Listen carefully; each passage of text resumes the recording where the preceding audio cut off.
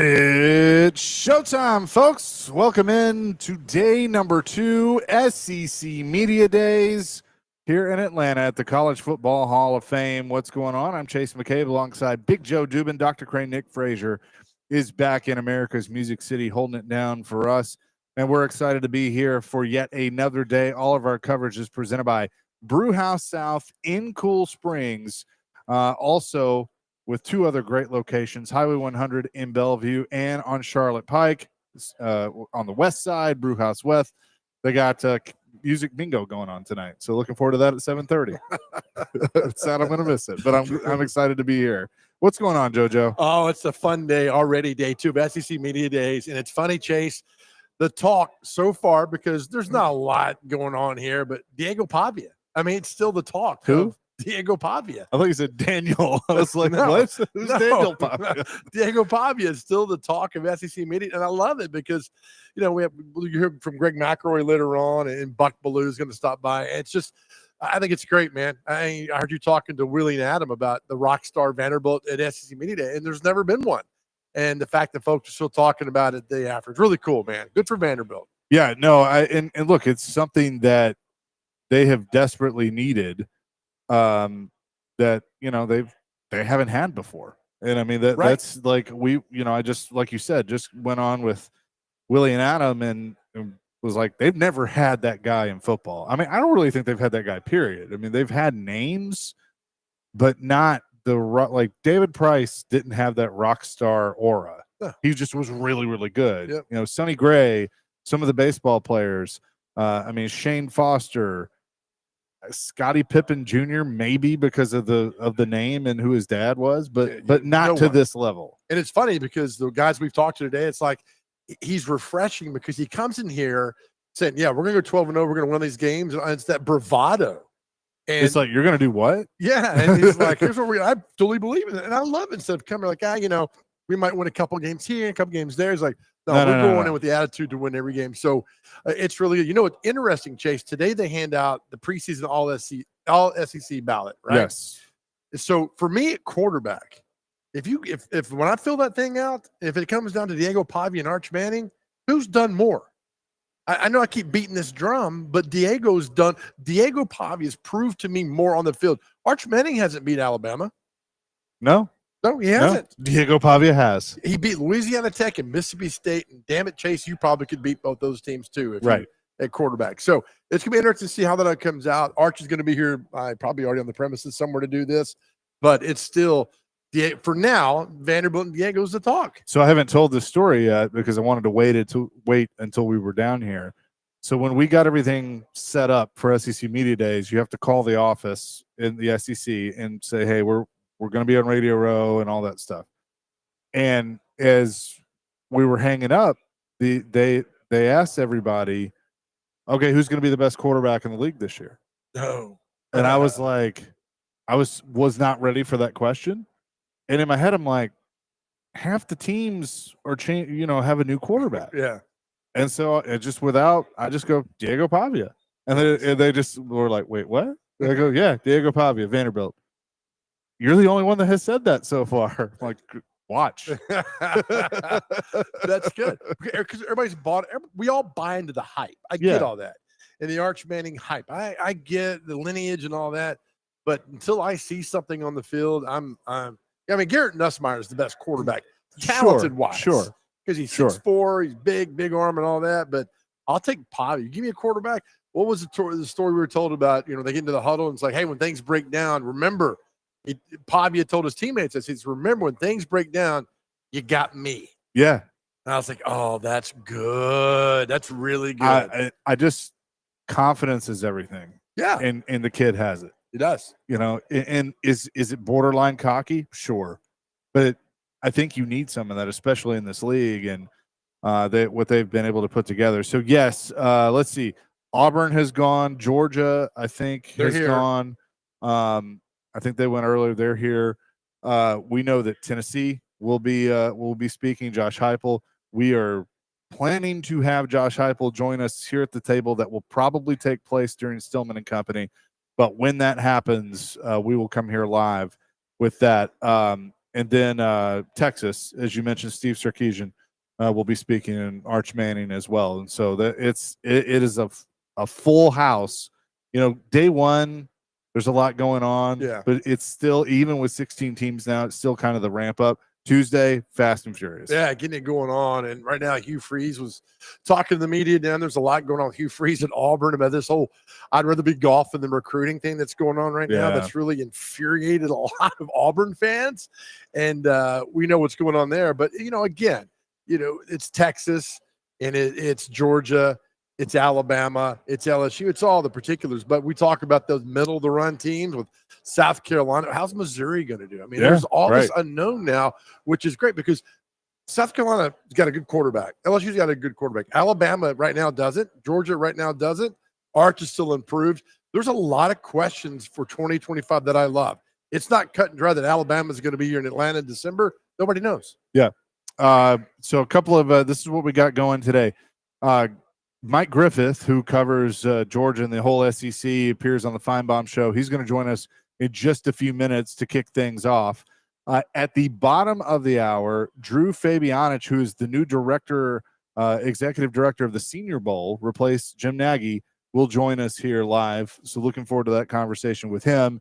Greg McElroy going to join us at the top of the next hour at 1 o'clock. I'm having to do the Central Eastern thing in my head. So we'll have that going. Buck Bellew, the Georgia quarterback. Let me tell this story. So Buck's been on with me before, does radio at 680 The Fan here in Atlanta. And we're just sitting here kind of looking around, figuring out, who we're going to try and grab, because that's how a lot of this goes. On Radio Row, you just go up to people and grab them. And I look over and I go, "Hey, look, Joe, it's Buck Bellew." And I thought you were speechless for it, which is unusual for you. Right.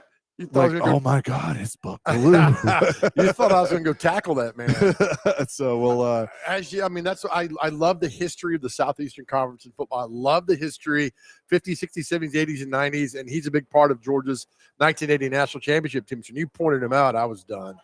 So he will join us looking at it at like 1:30. And also last night, we had the opportunity to get an advanced screening of the new SEC documentary that's coming out on Netflix called SEC Football Any Given Saturday. It was fantastic, the first episode of it. I believe it's a 7-part series.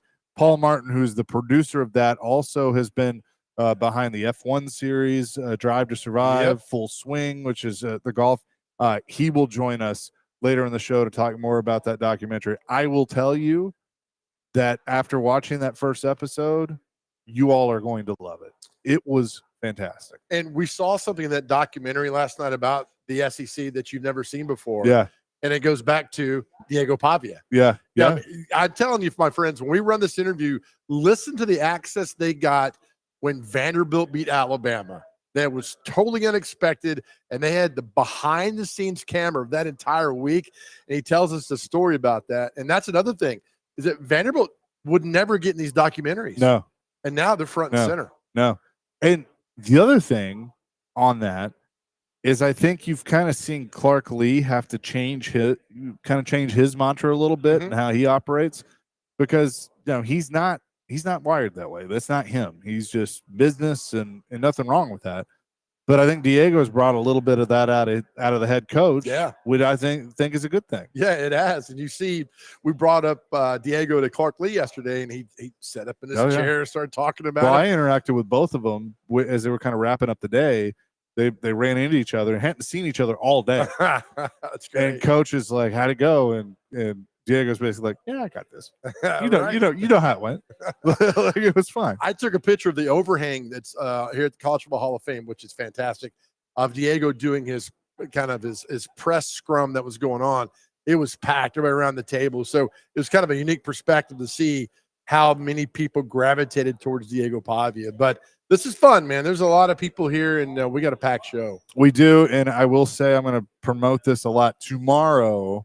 At 12:45, live on the show, Commissioner Greg Sankey will join the program. So we have that all set up. We will have the commissioner on. There's obviously a lot to talk about, to ask him about. We probably won't be able to cover it all, because we'll have to cover his friendship with Sean Henry, which is hard hitting stuff. Right. But no, so we look forward to having the commissioner on with us. We are live at Radio Row again. Special schedule this week. Chasing Big Joe on noon to 3. DVD went ahead of us, and then Jared doing 3 to 6 this week, so we can bring you this great coverage. We'll also be back on at 6 o'clock tonight with even more. Chuck Oliver is going to join the program during the 6 o'clock hour. So I mean, we got so much set up. But coming up next, Mike Griffith, he will join the show. You see him and hear him on Paul Feinbaum. Also works for the Atlanta Journal-Constitution and Dogs Nation. We'll talk some Georgia and SEC with him coming up next. In all of our SEC Media Days coverage here on Radio Row in Atlanta is presented by Brewhouse South in Cool Springs. Experience Nashville's ultimate sports and brew hangout at Brewhouse South in Cool Springs. Also 2 other great locations, Highway 100 in Bellevue and Charlotte Pike, Nashville West. Music Bingo with Phil tonight at 7:30. Check it out. More covered SEC Media Days, 102.5 The Game.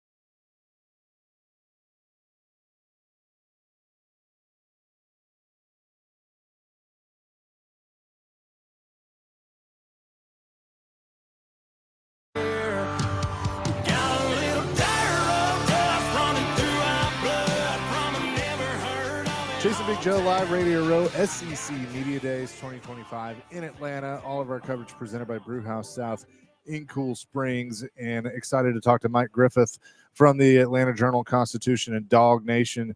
Talk some Georgia Bulldogs. Mike, what's going on? How are you? Yeah, man, I'm good. Great event. A lot of excitement in the air. Obviously, Arch Manning going today. Got a third-generation legacy player. Got to talk to David Cutcliffe earlier. Obviously, Tennessee iconic offensive coordinator, championship coach. Really a Manning, kind of the Manning god, right? Yeah. I mean, Coach Peyton and Eli, and he's here to see Arch. And it's something about SEC football. Every time of year this comes around, the bug bites. And, here we go. Get your preview magazines, read your local newspapers, check out the radio shows and grab your item of interest. It's just going to take off from here. Now that Nick Saban is retired, has Kirby kind of taken that mantle of kind of being the guy that speaks for the coaches? To some extent. I mean, those Nick Saban shoes can't be filled. There's Sure. just too many titles. And but in terms of respect in the room, there's no doubt that Kirby demands that. You hear Lane Kiffin playing up to him quite a bit.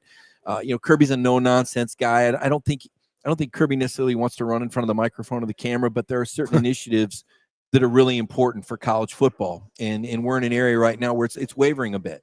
Right, where we're starting to see the sport get stratified and pulled in many different directions.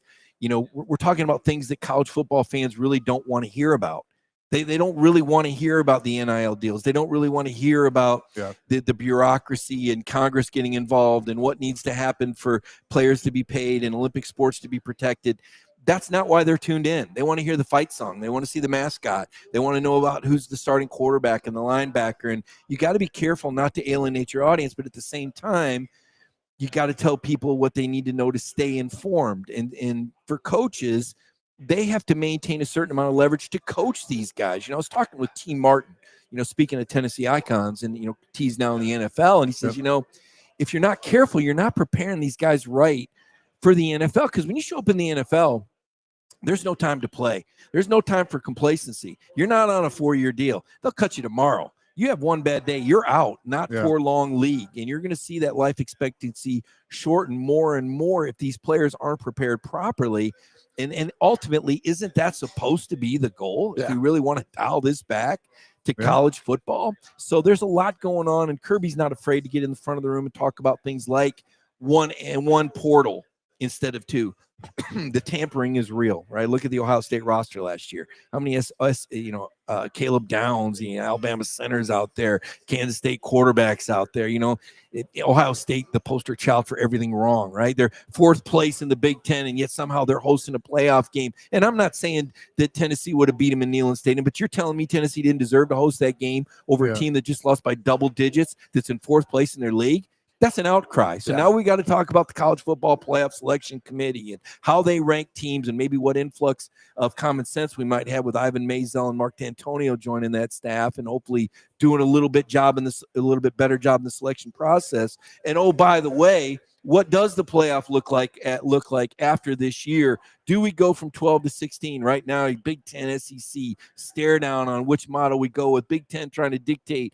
SEC adds another game. SEC saying, look, you don't have the inventory of good teams we do. Right. Convenient argument for you, but does the Big Ten, wave a big enough stick to get their way, or does Sankey say, you know what, we're just going to stay with 12 then? We'll stay with 12. If you're going to try to demand that we go with a 9-game schedule to go with the 5-11 model where you have 11 at-large teams and theoretically a better field because you have higher-ranked teams in versus the heavier automatic qualifier model that the Big Ten wants. Yeah. So, again, talking about a lot of stuff, fans are going, my brain's spinning, Mike, too much. I just want to know, how good is Georgia going to be? Georgia's playing at Tennessee. Who's going to win? But we're so far off that track because the earth is shifting. This is the climate change of college football. Yeah. It's all of it's changing at once, and it's hard to keep up with, Joe. Yeah, we're talking to Mike Griffith from the Atlanta Journal-Constitution, Dog Nation. All right, we talk about that week 3, Georgia goes to Tennessee. Yeah. I think that makes Tennessee's season. They beat Georgia. They're rolling. It could be very bad for either team. How do you see this shaping out? Or do we know? Well, first we'll say this, and we've known for decades, and Doug Dickey would tell us that, the coaches were evaluated at Tennessee based on how they did against Georgia, Florida, and Alabama. And let's give Heupel credit. He's taking care of business for the most part against Florida. He's beaten Alabama. Some hadn't happened in a long time. Georgia's the one that's got away. Got to go back to Butch Jones and that Josh Dobbs Hail Mary. What a magical moment that was. And now Juwan Jennings obviously coming to fruition with the San Francisco 49ers. I know a lot of folks in Middle Tennessee like seeing that. Oh, yeah. But it is a big game for both teams, and there's a lot of questions to be answered. Now, Tennessee's going to have a little better barometer where they're at. I think that Syracuse opener is tricky. I think Fran Brown is a really good coach, and he's going to give Kirby a call on the Josh Heupel offense. So Fran Brown's going to have a pretty good game plan. I don't know if he's got the players, but that's a good litmus test for Tennessee to kind of find out who they are. Georgia, meanwhile, plays a Marshall team with more than 60 new players and a new head coach. Right, I'm not saying they just roll the ball out and win, but they roll the ball and win. Then they play Austin Peay, and tip of the cap to Austin Peay for playing that game. Great experience for the kids. No chance in hell. So Georgia's going to have 2 blowout games going into that. They don't know who they are until they play, and that's a very good Tennessee defense. I know when we talk about Josh, we talk about his offense and how explosive they've been, but the Tennessee defense is what's steely, and that's going to be one heck of a test for Gunnar Stockton going in there, seeing the checkerboard, and doing checkerboard for that game. Yep. Neyland Stadium, vertical crowd. I mean, it is in a very intense place to play. That's going to be Gunnar's first true test this season, and we're going to find out a lot about both teams. Joe Aguilar, right? Yep. The Tennessee quarterback. Yeah. Who is he? Who are you really? This is your moment, your oil pointing chance to do something special. And to your point, Joe, if Tennessee can win that game, it really sets the stage for the season. You do a lot of hits on the Feinbaum show. We're talking to Mike Griffith from Atlanta Journal-Constitution. When you get on there and you talk about all the college football, I mean, does it put you to a next level as far as what you do and your coverage and talking to people? Because that's a prime spot there, Mike. Yeah, it's been 9 years, and I think about when it started. It was during the Butch Jones era, and back in the day, and it's still true to this to an extent. And I like it. I like, they'll do a little clip of you here, a little clip of you there. They were the masters at finding that the 30 seconds when I sounded dumber than anybody in the room. and sometimes they would set me up. They said, Paul would say something like, give me one good reason why John Curry would keep Butch Jones. And I would say something like, well, their offense broke David Cutcliffe's record, and Butch, has done this. And that would be what they would play. They're like, well, and Mike Griffith, he thinks the audio. Now, wait a minute. That's not how that was brought up. You asked the one good reason. And Tennessee fans are like, throw stuff at Mike. He wants Butch. No, that's not what I said. But yes, to your point, the conversations with Paul have been fun. I've learned it's like sparring, right? Right. And I've learned not to get beat up, right? I've learned when the right hook's coming and the uppercut, and I kind of go in there with a game plan. Now it's like, okay, I got to be ready for Paul. It's like getting on an airplane. Is there going to be turbulence or not? If there is, now I know when to look out the window. I look at the turbulence report before I get on. Is he in a good mood? What kind of show is it going to be? And I bring a little bit of material to the table as well. So it's been a lot of fun. Those conversations are never rehearsed. I never know what's coming. It's very authentic, and off the air, we don't really talk a lot. You show up, you put the sparring gear on, you go, you leave the ring, and we have a lot of fun. And obviously, there's always a lot of things to talk about with the SEC, Georgia especially. I appreciate you doing this. Getting you on is harder than getting Taylor Swift on. Oh, yeah. Come on, man. But we appreciate you. We talked yesterday, man. I love what you do. Thank you for your passion for football and everything else. Well, thanks for what you do, too. I mean, you got a great social media presence. You got a great message. You're very entertaining, extremely well established. And it's fun for me to follow, right? Yeah. I don't have time, and you guys know this in the media. We don't really get to watch each other's work enough or see each other enough. But, Joe, I've really followed you on social media. I think you do Mike. Incredible work. Your stuff is creative, and it's fun, and it's very uplifting. And that's a very positive thing that we all could use more of. So you want to know who media guys follow. It's a pretty good indication. I follow Joe on all the social medias I can, and obviously radio. Checks as well. coming, brother. I will not be able to get him through the door with that. So thank you for that. Mike, thanks so much for doing this. Thanks, guys. Appreciate it, Chase. Mike Griffith joining us here on the program. SEC Media Days rolls on, presented by Brewhouse South in Cool Springs. 102.5 The Game.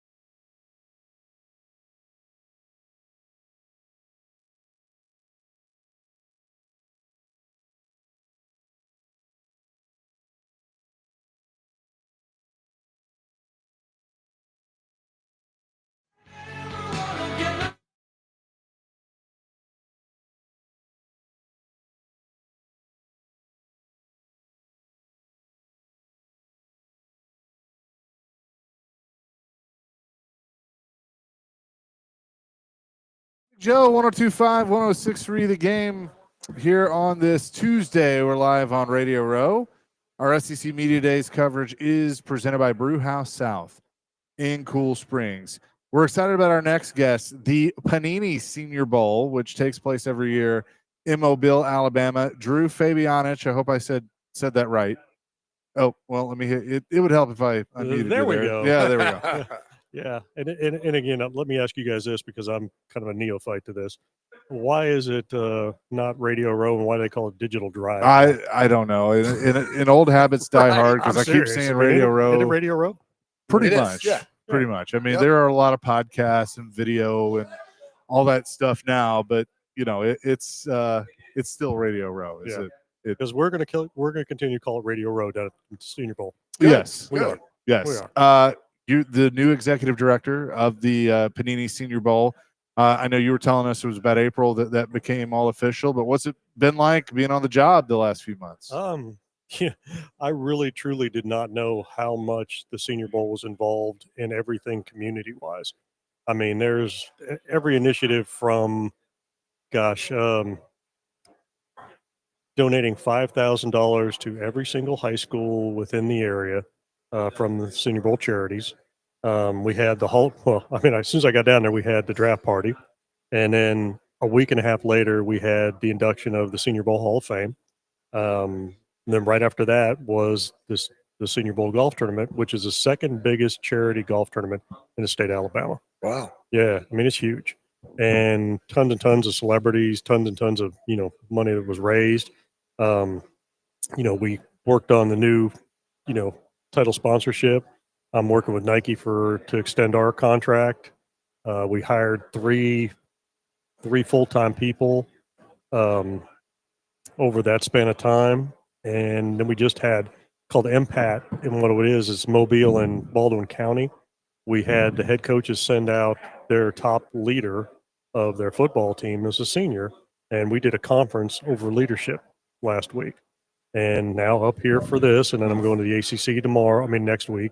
I'm sending my right-hand man, Jack Gilmore, to the Big Ten because I know less coaches in the ACC than I knew in the Big Ten. So we're kind of trying to split up and cover at the same time. So to answer your question, there's a lot that goes on that people don't understand. Yeah. And even the people that I've known for a lot of years, even like when I was a GM at Auburn, I saw some of the people from Auburn today.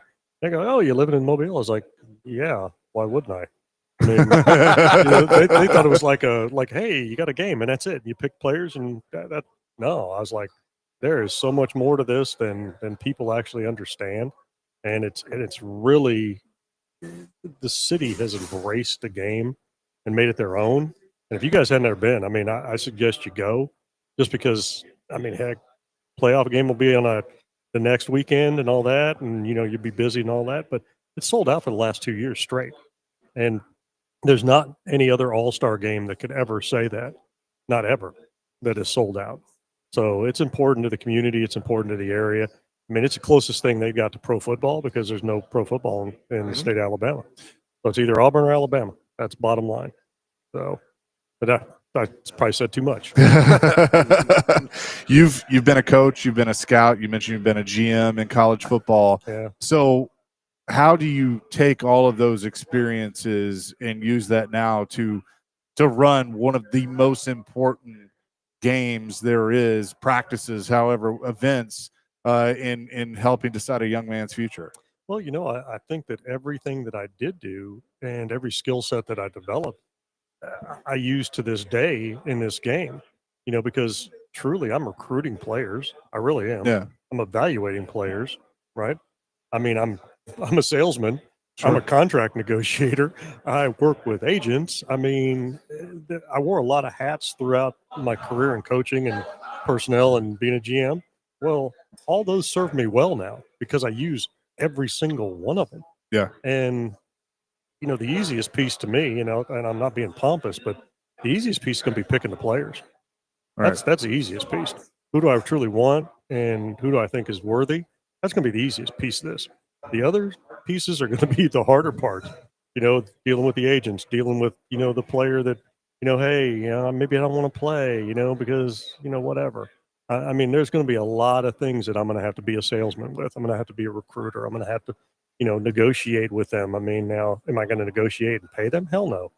I mean, because this isn't about an NIL. There's enough of that going on. Yeah, I mean, again, this is about the value that you gain from playing in the Senior Bowl. Yep. And just off of last year's, the biggest example last year, and we posted this like I think about 2 weeks after I was there.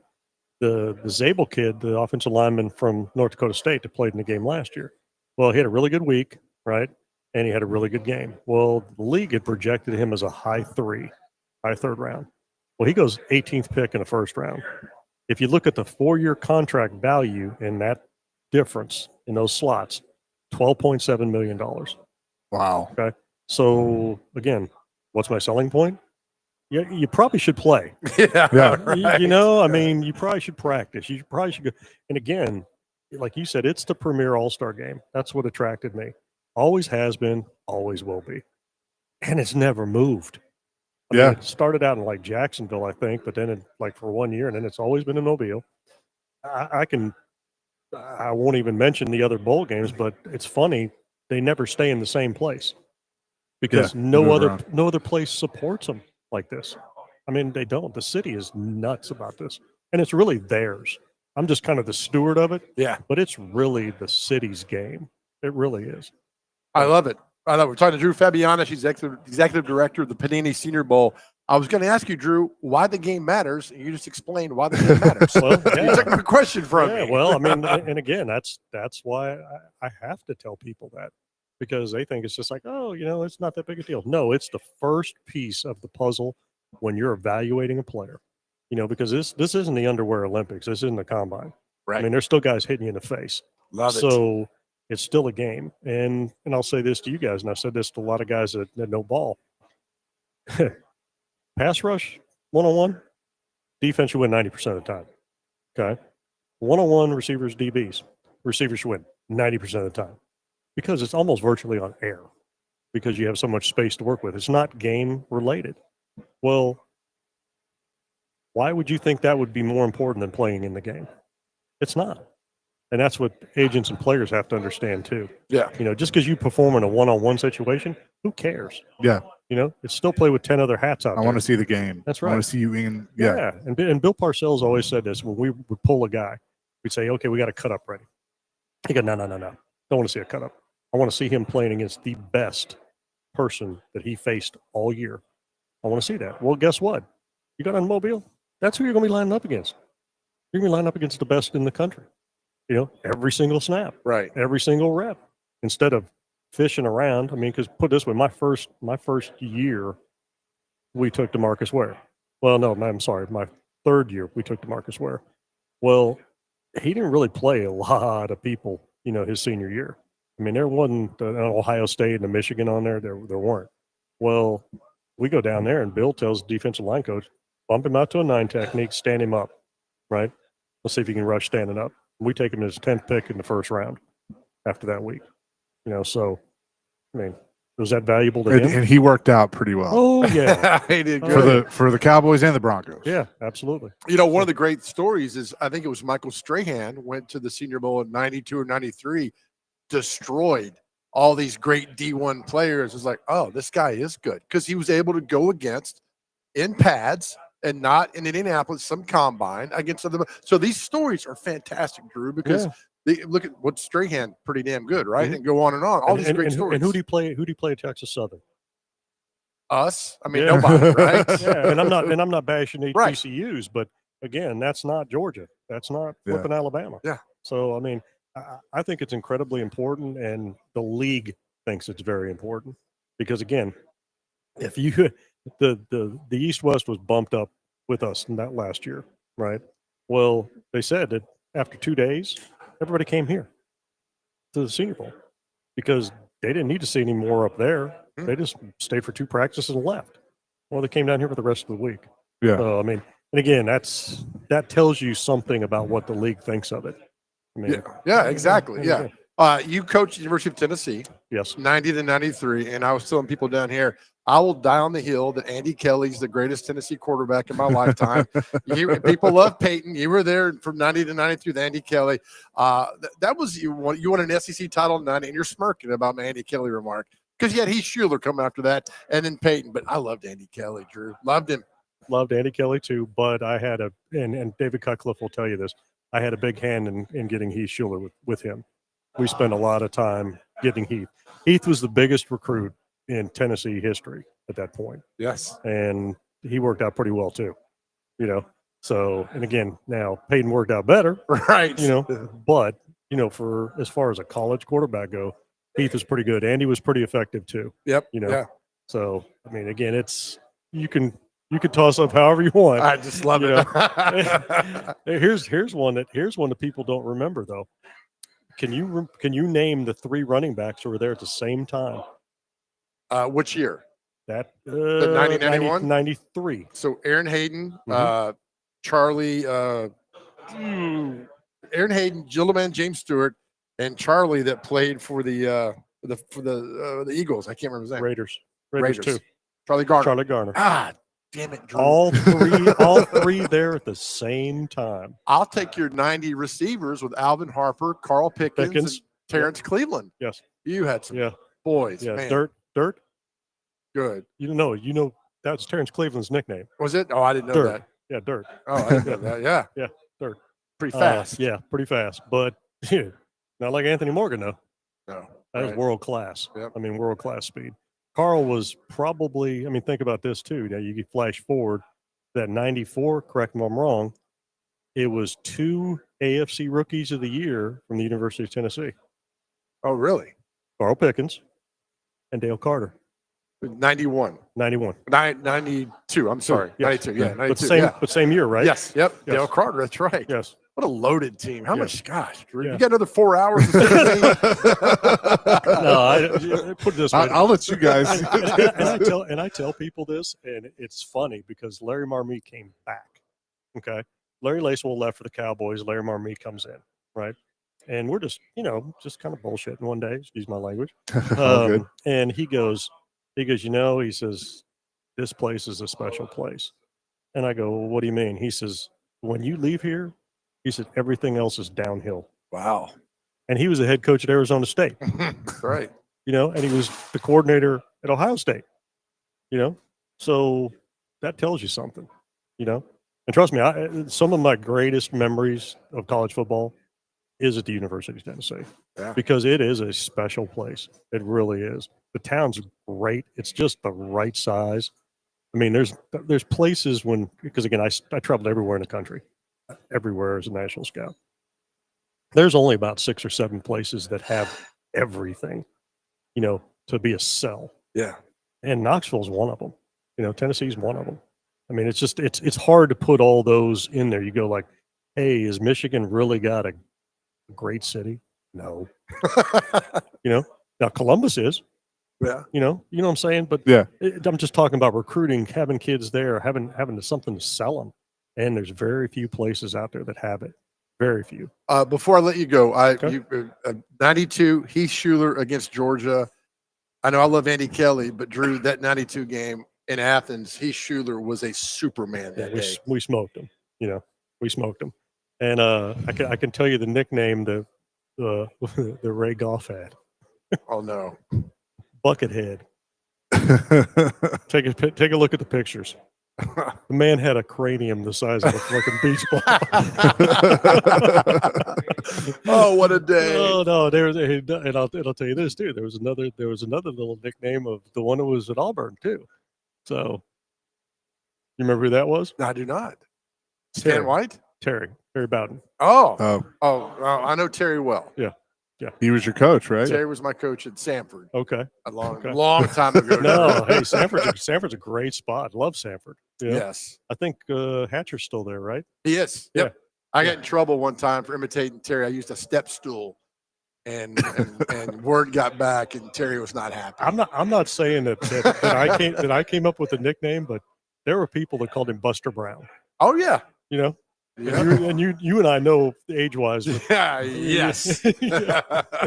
Yeah, Drew, Keith Stadle's 6 now. Well, I mean, if you really want to, because I'm not going to get Kirby. So I mean, Oh, and, man. and again, I mean, heck, if you want me to keep going, I can keep going for a little bit if I want. I have to ask this. Okay. How long were you with the Cowboys? Ooh, 18 years. Okay. Whoa. Yeah, 18 straight You're years. you're a national scout. You're going around and looking at these guys. Mhm. What are the meetings like with Jerry? When Jerry's, because he's the GM, he's the one making the pick, but sitting there with him, because I feel like he does know ball a lot more than people might think he does. He knows a hell of a lot of ball. Yeah. And people don't realize it. And I can tell you this: the greatest part that I think both of them share, both Steven and Jerry, is I think why they're really good businessmen is because they listen intently. And they're in on every meeting. We present every single player to them. They know the board. They're helping us stack the board, and people don't understand that. They really don't. Now, again, he is a wildcatter. And when that phone rings, he wants to trade, and it's whether up or down, he wants to play, and he's just a wildcatter at heart. He really is. And I love him to death. I mean, they were always, great to me. It just got to a point where the travel was just insane. I mean, I sat there for probably a day just kind of going through, with my wife, like why I should stay, what I should do, and this will flip you out.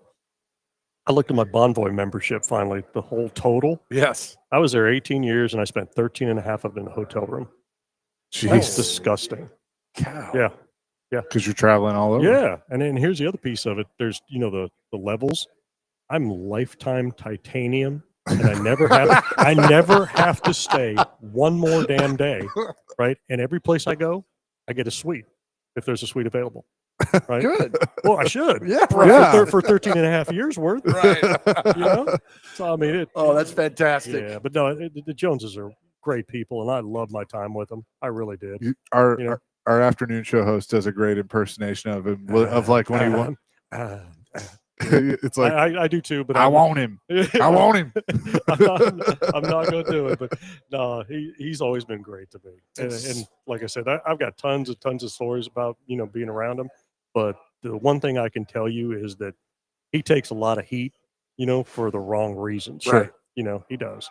And I promise you, I have never been around a better businessman ever. And he's prepared me for this too. Oh, that's cool. Yeah. Because again, I'm going like, okay, there's value in that. Oh, there's value in that. Why are you not paying this for this? Why are you not spending money on this? I mean, I know where that's coming from because I used to hear that coming out of his mouth, and the league, put him in the Hall of Fame for a reason, and he deserved it because he made it a revenue driven, game Sure. to where all these owners are flipping billionaires because of him. Oh, yes. They are. That's great. So, Drew, thank you. Oh, This has good. been Thank you fun. so much. thank you guys Drew, for having me. Drew Fabianich with us, the Panini Senior Bowl new sponsor. Nice. Panini's had to get that in there. Really looking Nice, forward Chase. to it, and thanks so much for doing this. Yeah, appreciate you. More Thank you, coming guys. from Radio Row. Chase and Big Joe, 102.5 The Game.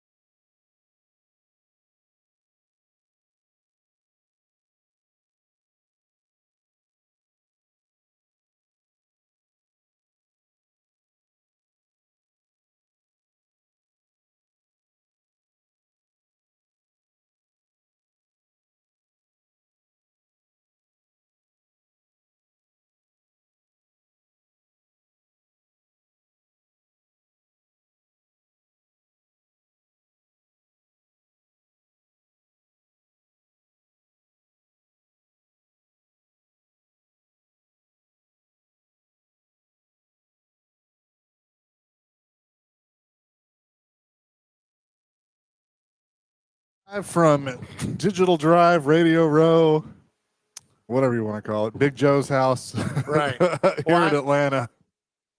Again, Brewhouse South. Thank Yes. you so much. Yeah, Joe is just he is living his best life right now. Well, it's funny because Gunnar Stockton came by. We were talking to Drew Yeah. Fabianich from the Panini Senior Bowl, and I swear I thought he was an intern. I was like, "Where are they going?" Excuse Who's me, that young man. intern? Could you get me some coffee? And then they're like, "This is Georgia quarterback." I'm like, "He looks 12." Do you imagine the pressure Gunnar Stockton has on him as quarterback at Georgia? Because it's like, well, Georgia's going to be good, but might go all the way, but, and you're talking about the quarterback. Yeah. That's the question that everybody wants to know. Brewhouse South, experience Nashville's ultimate sports and brew hangout at Brewhouse South in Cool Springs, our proud sponsor of our SEC Media Days coverage, and we appreciate them for sure. Greg McElroy going to join us here in just a few minutes. So is Kirby standing like right over next where we are? Or? I think he's in the bathroom. Oh, But yeah, he is up here next to us. Why don't you go in there? I think he's in the bathroom. Hey, Kirby, How you you got doing? a quick second underneath the stall? Hey, can you talk to the microphone real quick? What's going on? Do you mind looking? Is Heupel here? Go Dogs. Is Heupel now up? Yes, Josh Heupel is at the podium. Okay. There's the times have been kind of rearranged a little bit here today. So, but yeah, Kirby's making his rounds up here, and then Hugh Freeze earlier, and now hopefully Josh. Joe, will fix come that by. mic for me there, I bud. was making a little upset. There we Yeah, go, there you go. Chase. Thanks. You're welcome. I just got excited talking Tennessee football with Drew. Well, I got Fabianich. excited talking Cowboys. And, 18 years. I mean, can you imagine sitting in the pre-draft meeting with, and I know Steven's a big part of it now too, Steven Jones, but you got all the scouts, you got the coaches, and Jerry Jones. right? And you're like, okay, I got this guy. He's a defensive end from wherever. Troy. And then you like, and then they hit on one player, and Jerry does that. I want him. right. Let's go get him. Steven, make some calls. Let's get him. Well, how much can you stand up to Jerry Jones? Like, I want this guy, and you're like, Jerry, he's not the answer. Yeah. I mean, how much can you push back to him? I don't know how much you could do that. I mean, and it's funny what he said, and it's cool to hear people that actually know him and have worked with him. Of like, he kind of has this reputation that's really not accurate. Right. I can tell. One time I was, I think it was my first or second trip up to the combine, and I went to, I think it was with Chris Childers actually. I went to this event, and there was, we pull up and there's a giant Cowboys bus sitting out front. Yes, I know what you're talking about. And Yeah. it's Jerry's, and so we go in, and like there's a bunch of people there and a couple of media, and just everybody's having drinks and a good time, and Jerry's upstairs having dinner. And so I go up to the bar and I'm like, hey, can I get a beer? And they hand it to me, and I go, how much do I owe you? And he goes, oh, Mr. Jones took care of it. Like he had bought the whole bar. Oh. Oh my goodness. I'm like, Mr. Who? So Well, I I mean, guess you're worth a couple and billion. then- You can do whatever you want. and then he walks downstairs, and it's like the president is walking into the room. Like everybody stops and looks, and he's waving. He's like, "Hey, y'all doing? Y'all have a good night. Go Cowboys!" Yeah.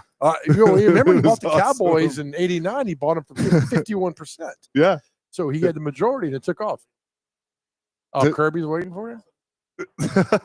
There you go, Drew. Oh yeah. There you go. Drew Fabianich, Panini Senior Bowl. No, we're good. Thank you very much. Thanks, Drew. Yeah.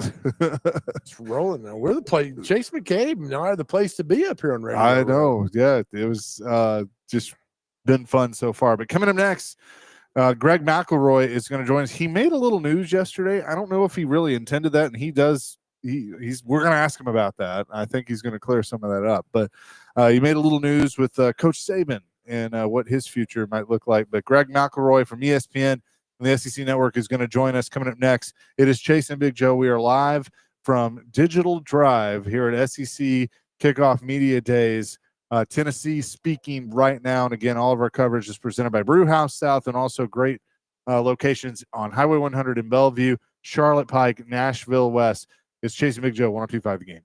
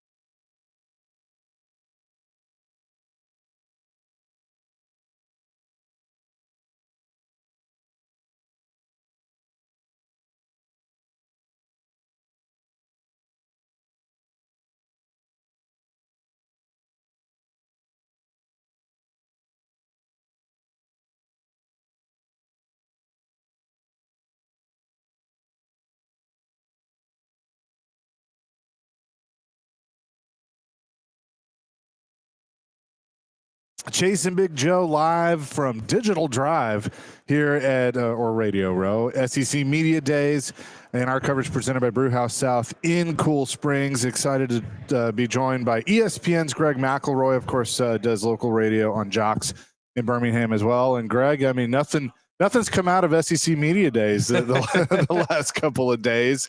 Let's start with it. I guess. Do you even call it a report of Coach Saban?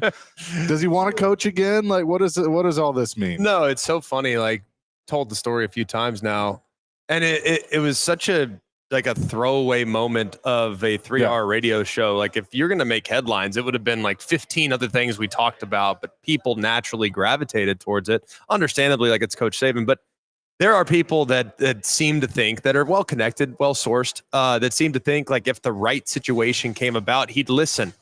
I am not one of those people. I don't think he's coming.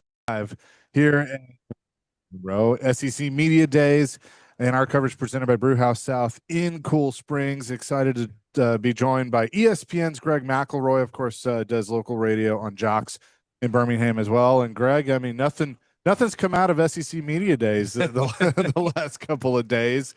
Let's start with it. I guess, do you even call it a report of Coach Saban? Does he want to coach again? Like, what does all this mean? No, it's so funny. Like, told the story a few times now, and it was such a throwaway moment of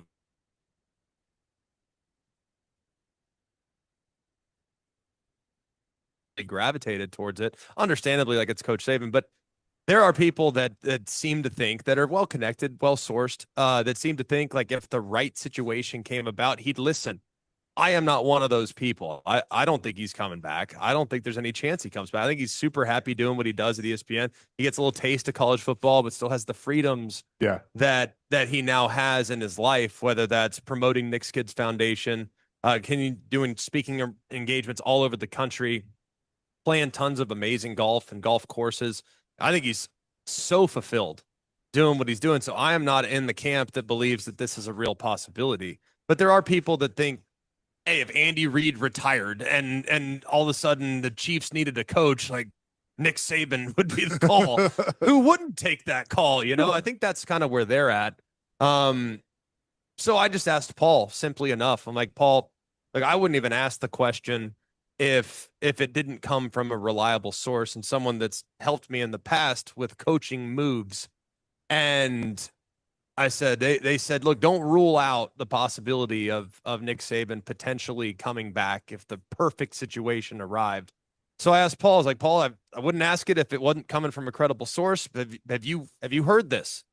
And sure enough, that's the clip they take. Like, reliable source tells Greg McElroy, Nick Saban to return to coaching. I'm like, no, I didn't say that. I just wanted to ask Paul if he'd heard something similar, to which Paul said immediately, absolutely not. I'm kind of in lockstep with him. I agree with you. So it's kind of funny how it got spun around a little bit, but it's been a bit slow. I'm not really that surprised that people have it's taken off the way it's taken off. I also feel like that, yes, you have your sources, but I would think, being the former Alabama quarterback, you could probably just pick up the phone and say, hey, coach. Well, first of all, when coach decided to retire, because there was buzz about that too, and had some people at the time that were like, he's gonna be shutting it down here maybe after this year. I'm like, okay, that makes sense.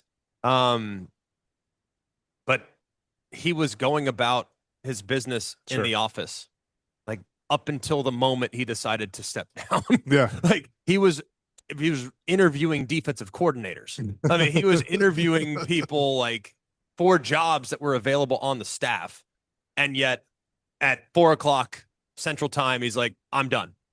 He had to interview that day. It's crazy. So I mean, I just, he's a guy that whatever he's doing, he's going all in, and he's not one it's ever going to be, he's going to make decisions in the moment, and that's going to be it. But no, coach would never in a million years tell anybody what his plans were about retiring, unretiring, coming back, going out, whatever it would be. No one would know except for him and Miss Terry. It's the story. Greg McElroy is with us here on Radio Row, the Chase and Big Joe show. All right, so talk about football, things that are happening.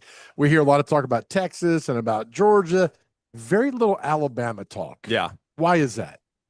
You know, it's funny.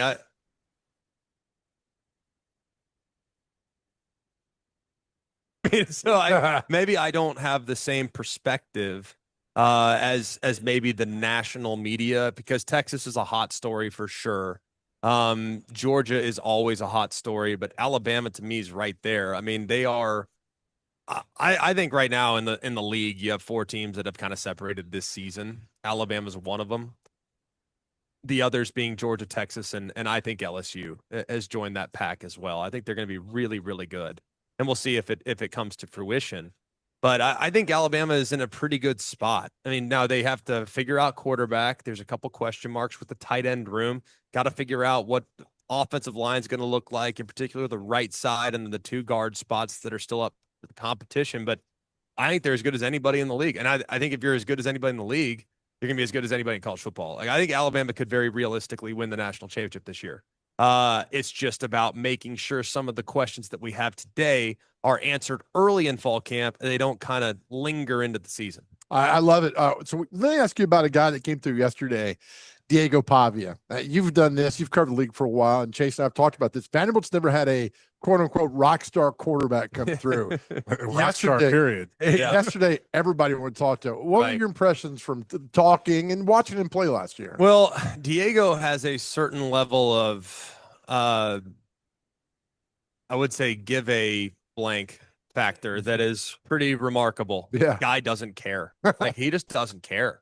I mean, he'll shoot from the hip. He believes what he says, and he practices what he preaches, and it's brash, and he's unapologetic, and it's refreshing. So I think that's why a lot of people were excited to talk to him yesterday, because you don't really know what he's going to say. I mean, he might come out tomorrow and say, Vanderbilt's going 12-0. We're going to literally beat everybody up en route to it. Like, he could say that tomorrow, and no one would be that surprised coming from Diego Pavia. I think it's great for Clark Lea to have a guy that is that much of an alpha dog. When you're a program like that and you're constantly trying to figure out your place in the landscape, having a guy that people gravitate towards is massive. And having a personality, I think, in this day and age is equally important. So I think from a marketing standpoint, from a momentum standpoint, he's been huge for Vandy. And I also think, too, Clark is building something very real. I mean, a lot of people are like, oh, well, they're not going to sneak up on anybody. They're not going to be able to, trick people to death like they did last year. Like, I think Vanderbilt is going to be a problem.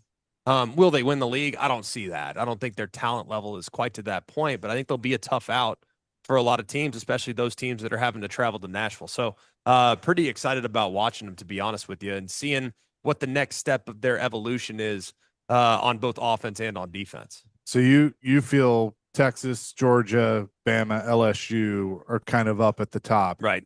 I feel like everybody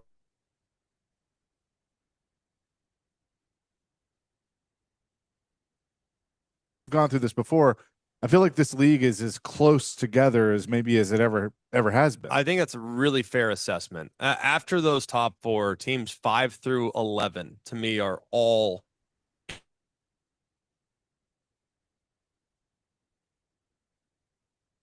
see one of those teams not making a bowl game. Sure. Which is pretty remarkable when you think about the drastic gap that would exist between being a conference champion and missing a bowl game. But the margins are that thin. And if you really think beyond the top 4, who I think have separated this season, you have an Auburn team that has a really good roster and a lot of close games that ball just didn't quite.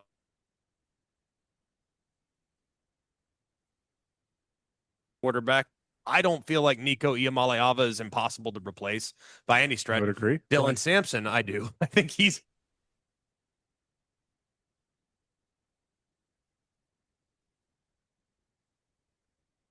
still going to have dudes. So I think Tennessee is still very much in the mix. Oklahoma, I think, added arguably the best quarterback in the league in John Mateer.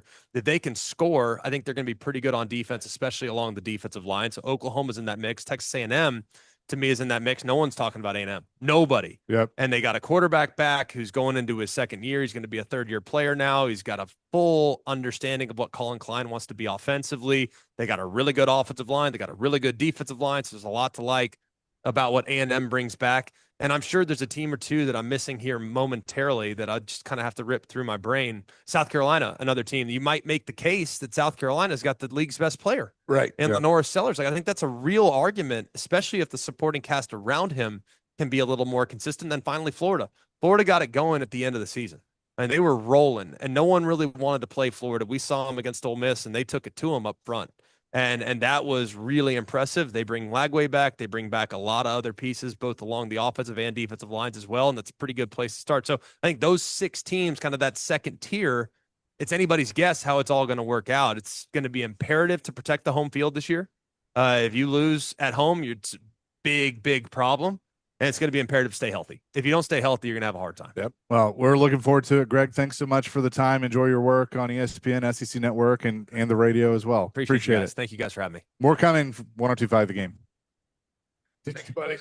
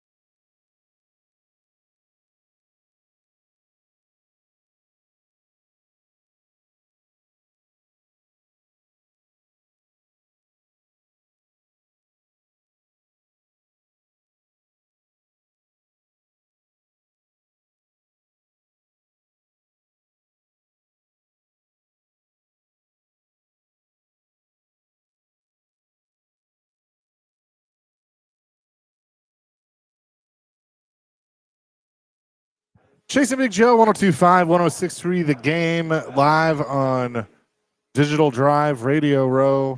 I don't know why they changed the name on me. I had this down.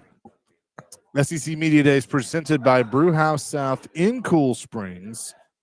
You go check them out. Also, Brewhouse 100 in Bellevue, Brewhouse West on Charlotte Pike. Just say Radio Row from now on. Digital Drive. Okay, well, don't tell me what to do. Don't tell me how to live my life.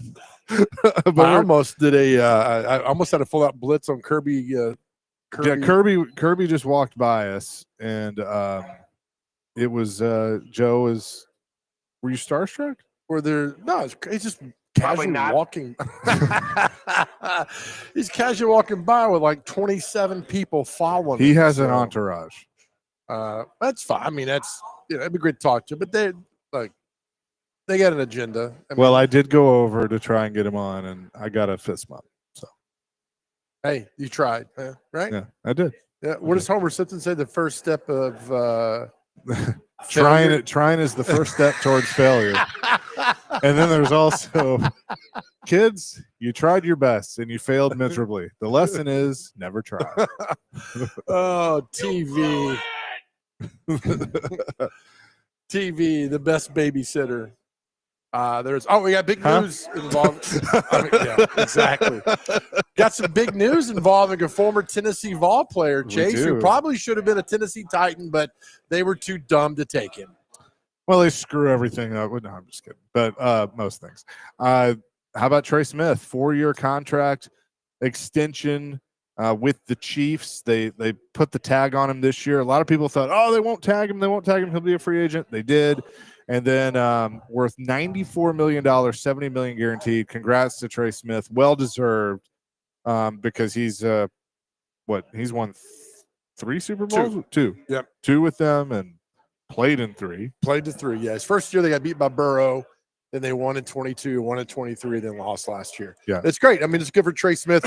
And we go back because he was a 6th rounder, right? Yeah. And the Titans could have had him. Yep. And they could have had this guy in the 6th round, which bounces into the next guy. Juwan Jennings is threatening to hold out for the San Francisco 49ers because he wants – and I mean, look, they love Jennings in San Francisco. Also, a guy the Titans could have had because the 49ers got him in the 7th round. These are guys in your backyard that you know about, and you let them go. And Trey Smith is the one that hurts. Jennings hurts too, but Trey Smith, because we saw the need for guard and that offensive line for the Tennessee Titans, and they can have Trey Smith. I mean, it's just yes on Trey Smith. I'll push back on Jennings a little bit just because I think he fits Shanahan's scheme so well. And he might be one of those players that, well, yeah, I mean, he's pretty good. Mr. Manning walks by. no, that's Gunner Stock. Oh, Gunner Stock. No, there was a Texas sign. Is it? That's not Arch Manning. That's Arch Manning? No. No, I don't know. It was a Texas sign. I thought it was Arch. Oh, I thought that was because Gunner was talking to Kirby earlier. Oh, I don't know. Sorry, we have squirrel syndrome. Yeah, down we here. were, but I think he's fit in Shanahan's scheme so well. I give you that, but when you could have had him in the 7th round, and I'm a guy who throws out, oh, we grew up in Murfreesboro. That means nothing to me, right? What means something to me is a guy that you had talent on that you knew he was going to be, unproven. Yes, I get that. But the same fact is that, there's a lot of potential there with Juwan Jennings, and you could have had him in the 7th round. I guess that wasn't Arch Manning. Archie, man, I know who my nephew is, man. When he walks by, I think he's going to come by and say, I mean, If he's if about he as fast if as he I am. sits down and you don't do the Peyton Oh, Manning, I'd have to do that. I guarantee he'd laugh. He'd be like, what the hell is that? I'm like, man, family reunion, man. We talk about it all the time. But anyway, so good for Trey Smith. $70 million guaranteed. Juwan Jennings wants to get paid. He will get paid. Because Juwan Jennings, and you're right, the Shanahan system, because it requires a lot of those guys to block. A lot of those guys don't like to block receiver-wise. And Juwan Jennings loves to block people. And had the 49ers won the Super Bowl in 23 that the Chiefs won in overtime, he's MVP. oh, 100%. Big catches through the Oh, touchdown yeah. pass and everything. 100%. So, I don't know. It's just very frustrating when you see those guys at that level doing that. So, good for them getting it done. Well, and I know, like, when you see what they paid to Trey Smith, and I know I've heard Jared say, like, don't overpay for a guard, you go get a guard later and all that stuff. It just would have made and I know they didn't get the opportunity to because he got franchise tag, but it would have made so much sense. Yeah. This season. Right. To bring him home. And you probably, I mean, 70 million guaranteed, 94 million. I mean, he might have taken a little bit of a hometown discount Sure. to come back. Yeah. But that's not awful. Well, we go back to it again. The draft matters. The draft matters. We want to we build a free agency and guys that get cut and pick No, up. but I mean, free agency is designed to help you fill some holes, but not all of them. Right. No, not at all. Yeah. So it's I mean, good for that's them guys. so he's 13 million a year, which good for him. Well, You did a little FRA math on your phone there. I did. The little calculator. I think that might be wrong though, Chaser, because it's a 4-year, $94 million contract. That's like $24 million a year. 94 Your parents could have saved all that money and gone to McGavick. divided by 4. Oh, yeah. What did I do? Well, then ask the question. No, I'm just saying, like, you look ridiculous. Oh yes, Your parents could have saved 50,000 by sending you to McGavick. I did it again. It worked. It worked this time. All right, nice. I don't know what I did wrong. Oh, I was that's so told there'd great. be no math. There's not on Digital Drive. My first day of college, I sat in a class in an auditorium of about 100 people, and our professor, this was like introduction to electronic media, said, "How many of you know how to do math?" And like 3 people raised their hand, and he goes, "Get out."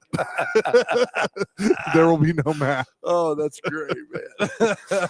That's So, why we went into this field, so we have to deal with math, all that nonsense. whenever I get asked a math question, I'm like, this is not what I am paid to do.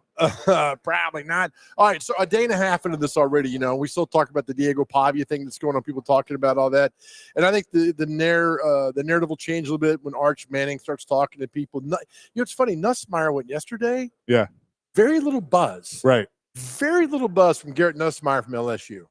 I kind of feel that, and he's probably the best quarterback in the league, at least right now. Yep. Today. But sorry. There's a lot going on. There's a lot going on. Here he comes. I know. That's what I got distracted about. Here, you talk for a second. Yeah, I'll talk. Chaser, there's a celebrity here that he's a famous wrestler that we're trying to corral to come sit with us here on Radio Row, but there's 18 people standing in our way to get there. But coming up here at 2:30, former Georgia quarterback Buck Belue will join us. 3:15, Paul Martin. There's a new Netflix documentary coming out called Any Given Saturday. Takes you behind the scenes of the SEC. Chase and I were lucky enough to see episode 1 last night. If you are a college football fan, especially if you are an SEC football fan, double especially if you're a Vanderbilt or Tennessee fan, this is for you. Any Given Saturday. We saw episode 1 last night. It takes you behind the scenes. So you're from Paul Martin, the guy who did the documentary. He's also behind the F1 Netflix series that people love. So he's part of this. It's going to be unveiling over the next few weeks on Netflix. And man, last night to see that. It was cool, man. I thought it was a really, really well done documentary. And I don't want to give too much away, but who they start with, I think will get people talking. Yes. We were both questioning, like, huh? But it within a minute, you're like, okay, I get it. And it took off from there. So Any Given Saturday is the SEC documentary coming on Netflix, and it'll be so much fun to do that. Yeah, you will. We're live right now. Oh, live radio, nothing better here on Radio Row. All right. Well, Nashville, Tennessee. But we gotta do this right, and I got it, Dr. Crane. So don't worry about it. I think. There we go. We gotta make this official, right? That's right. A little 3-6. Mm-hmm. 3-6. Mark Henry, the world's strongest man, WWE Hall of Famer, here with us at Radio Row. Now you're here talking Longhorns, right? Oh yeah. Well, I'm talking sports. Yeah. Like, I watch everything. Like if I'm not just eating or actively doing something, I'm watching some kind of sport. Yeah. Hey, I'll watch 2 snails race. Whatever it is. I'm chicken fighting. Like I have no limit to whatever is competition. I'm with it. So you're in our business now, though. Yeah, for the last 8 years. Very cool. So what do you like about local radio? You know what? Local radio is the communities that I get involved with and seeing people that, our sponsors and doing charity events and stuff like that. I'm a people person. So the more active I can be, the better. Keeps me out of trouble. And then you're also doing Sirius XM. And then we're international and national radio. Sirius XM, we just went from being a show 7 days a week to having our own channel now. So we're Pro Wrestling 24/7 on channel 156 on Sirius XM.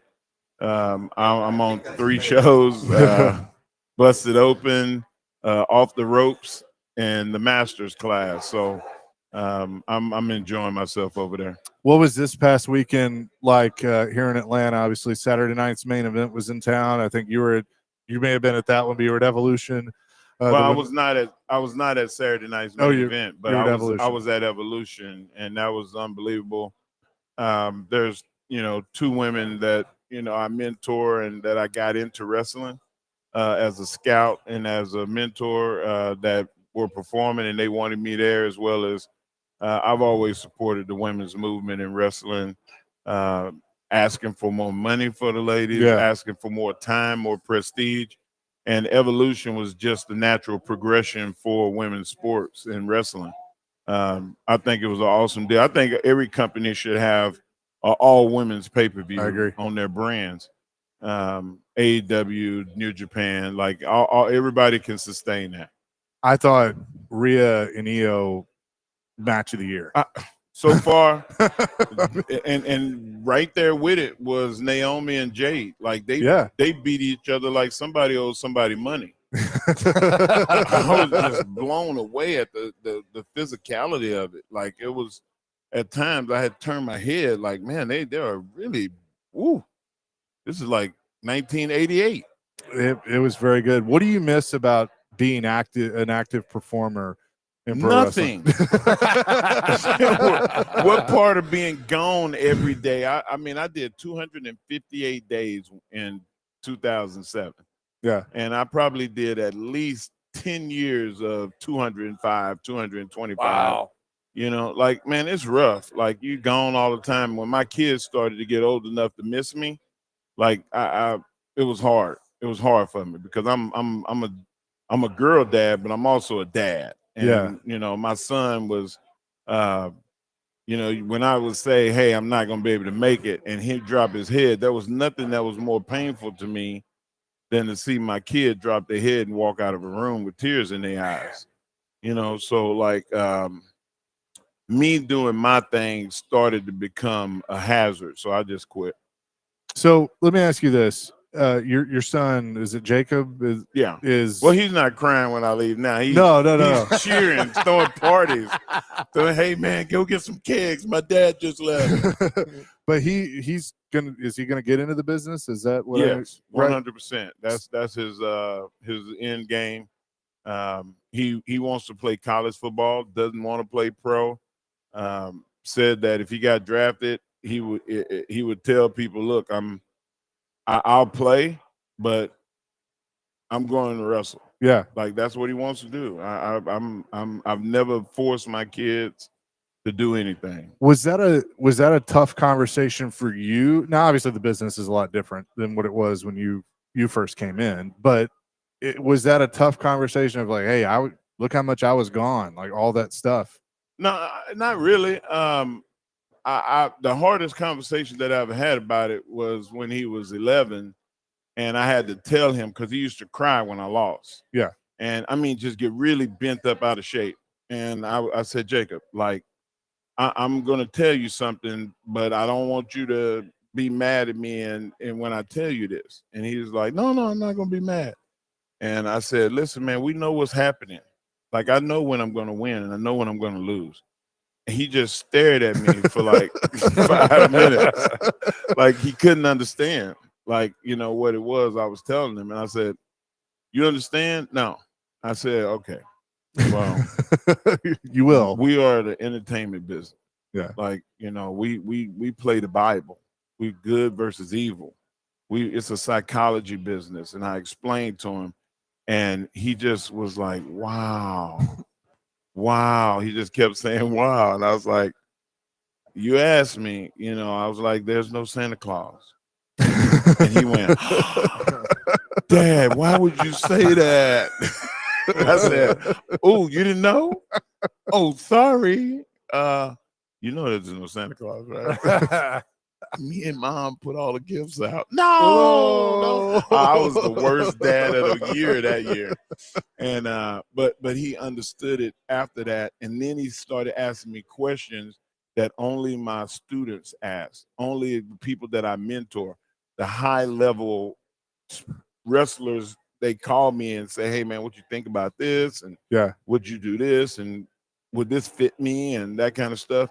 And Jacob has been doing that for the last 5 years. So he's well advanced psychology wise over any wrestler that they have in their developmental system. And like they asked a question. They had all these guys and girls, the new NXT wrestlers on a tour. Yeah. And they said, do y'all know why they called this the gorilla position?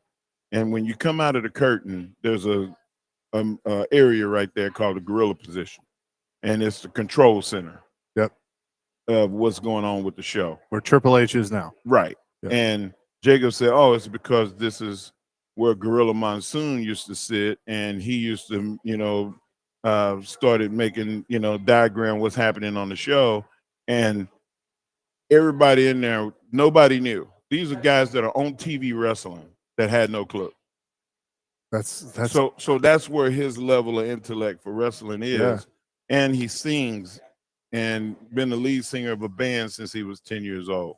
He speaks Spanish. He sings in Spanish. He reads music. Like he's a musician. And he wants to entertain people more than anything else than play football. I got one question for you. Mark Henry's with us, famous wrestler. Chase has stalked you for the last 3 hours, by the way. It's all right. If you had It's a- all right. He's not the only one. I appreciate it. If you had a Join the club. I work hard for my stalkers. if you had a security guard, they would have arrested him. You cleaned 495 pounds. Yeah, I actually did 515. You It's the most I've ever and done. for those, to me, that is the most incredible, fascinating stat I've ever heard in my life. I did 315 in college. I thought that was the greatest. The fact you did 200 pounds more than that blows my mind, Mark. Did you ever do snatches? No, we just So simple clean. the snatch is from the floor straight to overhead. I Hell did no. 405. Yeah, I'm one of 3 Americans that ever did a 900 Olympic weightlifting total. Good Lord. And I also totaled 2375 in powerlifting. So 1,000-pound squat, a 900-pound deadlift, and a plus 575-pound bench press. I was the worst at bench. I came in dead last in every world championship I went to Why? because I have long arms. Okay. Like it's hard for me to bench. Okay. So I was able to bench 601 before. 591 was the most I ever did in competition. And I came in dead last out of 28 competitors. I was the first one. I followed myself. I did my first attempt. I did my second attempt. I did my third attempt. And then all the rest of the guys would start. I was the worst. Because God blessed me with a great squat and a great deadlift, I always won. But I tended to like strongman better than I did powerlifting and better than I did weightlifting. And I respect weightlifting because it's the Olympic sport. Yeah. And, I went to the Olympics. But when I was lifting, they just allowed guys to blatantly use steroids. And it turned me off so bad that I quit the sport. And I regret that. There ain't many things I regret in my life. I did everything I ever set out to do. I didn't finish being a Boy Scout. Like I became first class and I didn't get Eagle Scout, and I didn't keep doing Olympic lifting and win a gold medal because I didn't think it was possible because the Olympic Committee would not enforce the rules, which is give guys the death penalty and not allow them to ever lift again. And, there were guys like Alexander Kolovich and Andre Tremerkin and people who blatantly took steroids and they allowed it and they let them lift and they beat me and I hated it because I knew why they were beating me. Right. Oh, yeah. And they knew why, but they told me to be quiet about saying that people were taking steroids. And I was like, no, I'm not going to be quiet. You can't make me. Right, because you're doing it the right way. If you want to try to make me, come over here and try. Part 2 of my killing spree is going to start. And there was a part 1. Mark Henry is with us.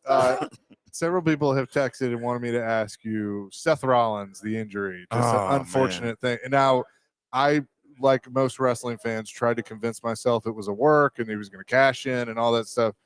I don't think that's the case. No, that's not the case. I suffered the same fate before.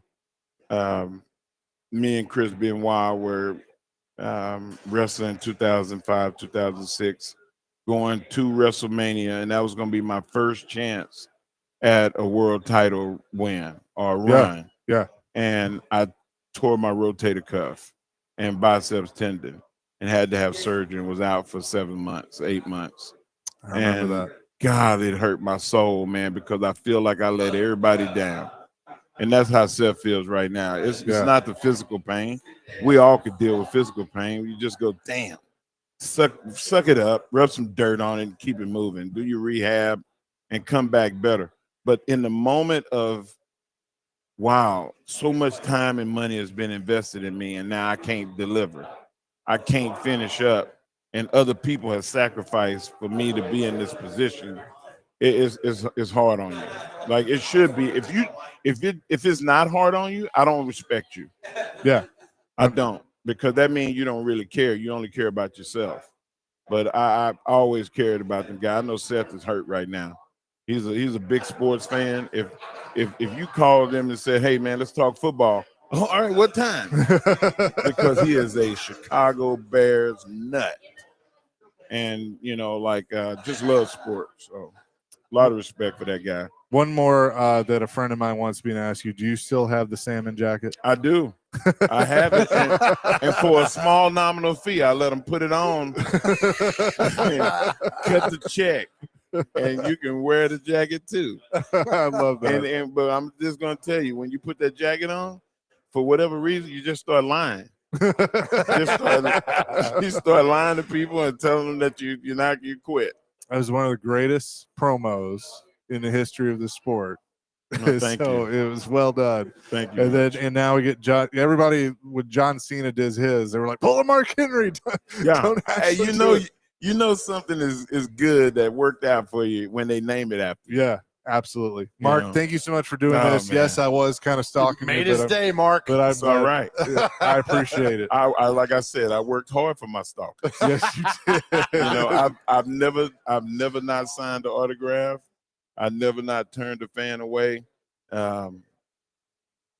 You would have to do something so egregious to make me tell you to hit the bricks, keep it moving, tell your story, walking, whatever it is.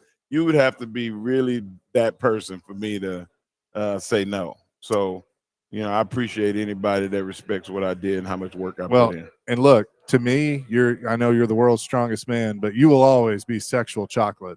Hey man, I'll take it. That was my favorite part of wrestling, is being able to entertain people as sexual chocolate. Yeah. Because a lot of people don't remember. Oh, I do. Never won. Yeah. I never won. I probably won 3 matches at Sexual Chocolate over 3 years. But the whole point was for me to get the girl. Yeah. Or for me to act like I wanted the girl over getting the win. Yeah. And everybody was entertained by that, but they don't remember the wins and losses. Yeah. Okay. And I love that. I love that. I gotta ask this then. What was it like? I could do this for 2 hours. All day long. What was it like working with May? The whole best. The whole thing with Mae Young. It was the absolute best. I learned so much about pro wrestling. This movie that just came out, like they have a woman that was supposed to be her. Yeah. They should have picked somebody else, because I'm gonna tell you, Mae Young was a tough cookie. Yeah. I mean, she told me stories, man. She told me a story that it was they didn't allow them to dress in the locker rooms or have a locker room for themselves. They divided the locker rooms up for veterans and good guys and bad guys. And there was no place. So they either had to find a broom closet or some, room that nobody was in the arenas to be able to go and dress and do everything. And one of the guys, caught her coming out of one of the rooms and, started to get a little fresh.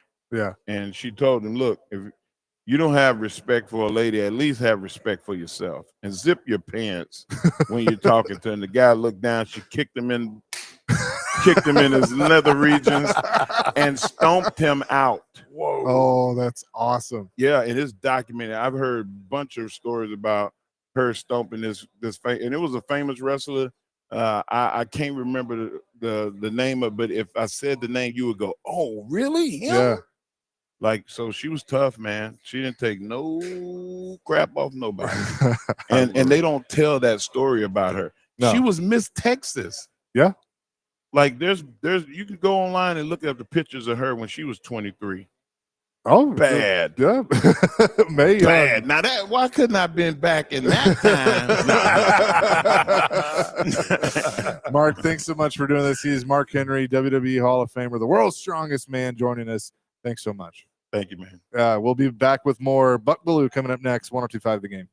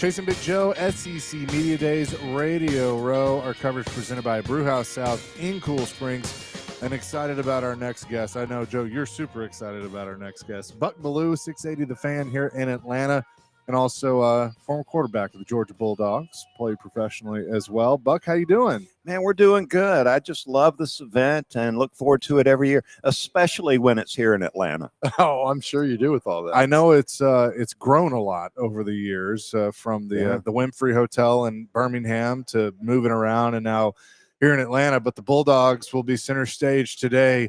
What's kind of your thoughts on Gunnar Stockton and what he's going to have to inherit? We kind of saw him last year, but now he's the guy for Kirby.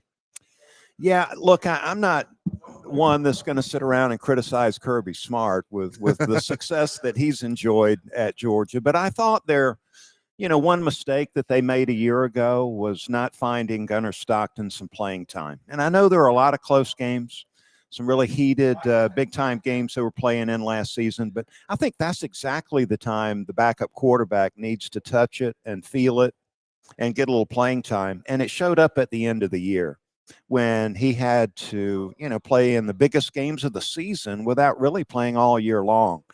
So I'm impressed with Gunnar Stockton. I love what he brings to the table. I hear what Feinbaum's saying, and I'm not buying any of that. I think he's going to be very successful in the upcoming season. Maybe it's because I just know the young man and what he's all about. I got to see him play some high school football here in the state of Georgia. Man, they've been playing high school football for over 100 years, right? Yeah. And he, when you look at the numbers, and I've never been a stats guy, but when you do look at the numbers, his name's up there at the top.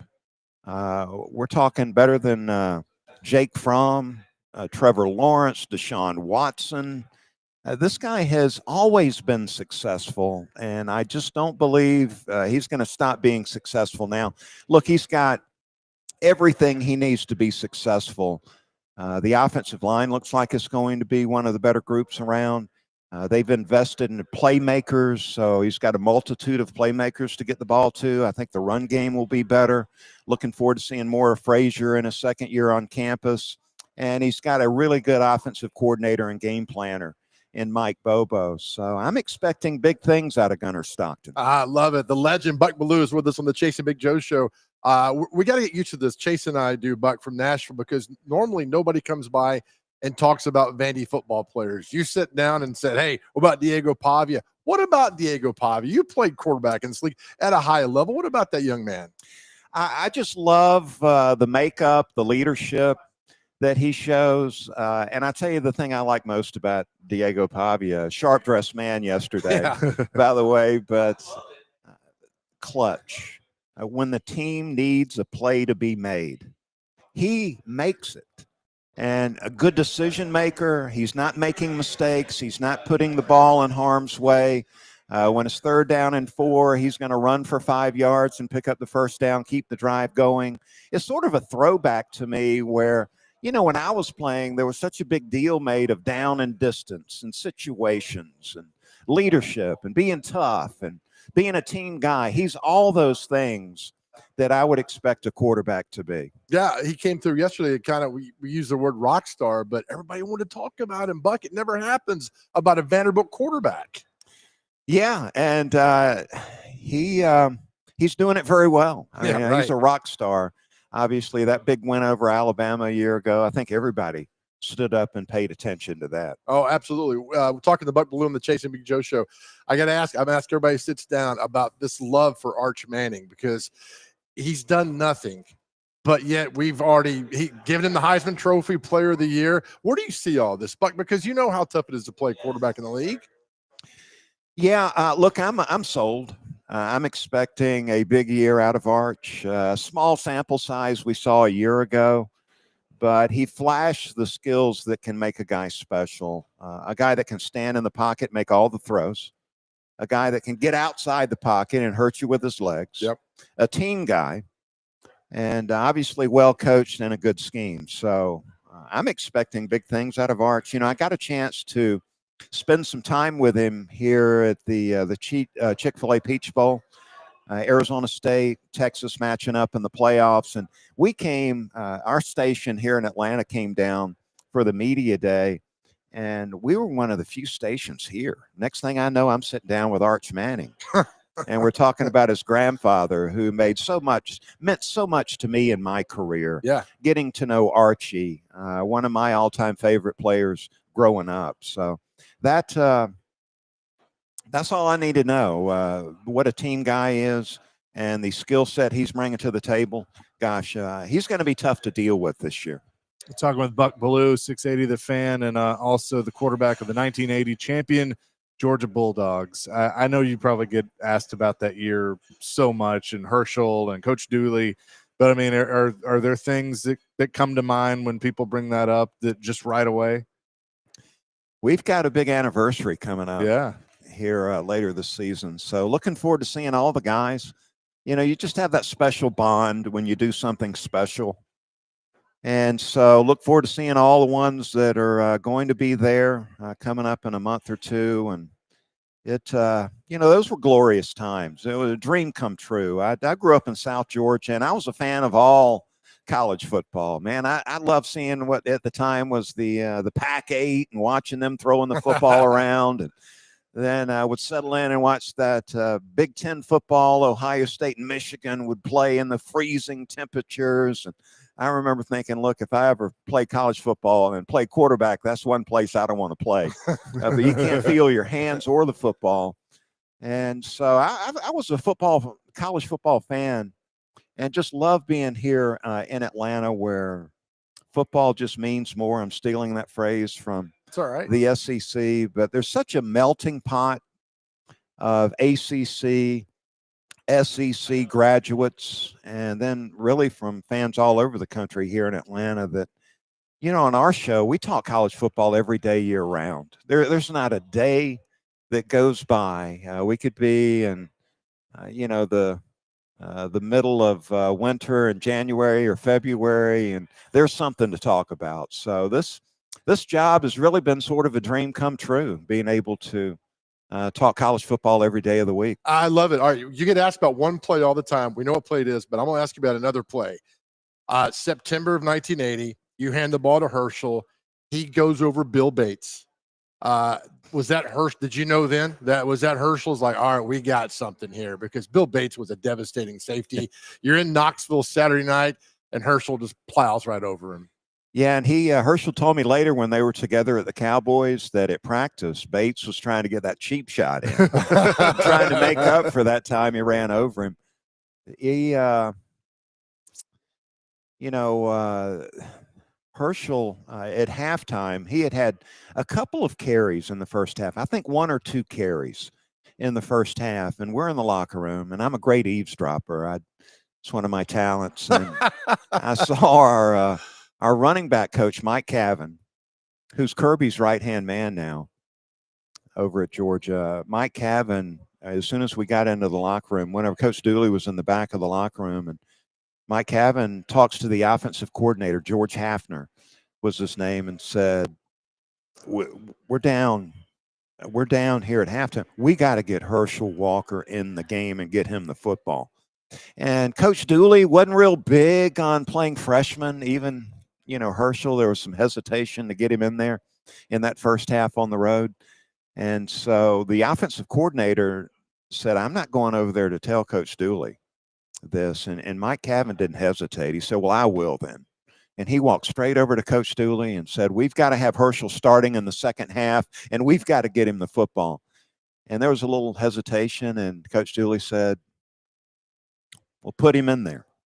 Put him in there. And boy, he ran awesome in that second half. And I remember on the plane ride home back to Athens thinking, okay, we've got everything we need to make a run at the SEC and the national championship. I don't think we needed a plane to get us back to Athens. I think all of us realized, hey, that, and I knew that, during the off season, as I looked at the team coming into 1980, was we had moved to the I formation, and really the only thing that we were lacking, in my opinion, was a big-time running back that could handle 30 carries a game. And so when Herschel gave us that commitment and signed the dotted line as far as the scholarship goes, I was totally excited about the upcoming year. I knew we had a chance to do something really special. Absolutely. That is awesome. Buck, I know you're busy. Thanks so much for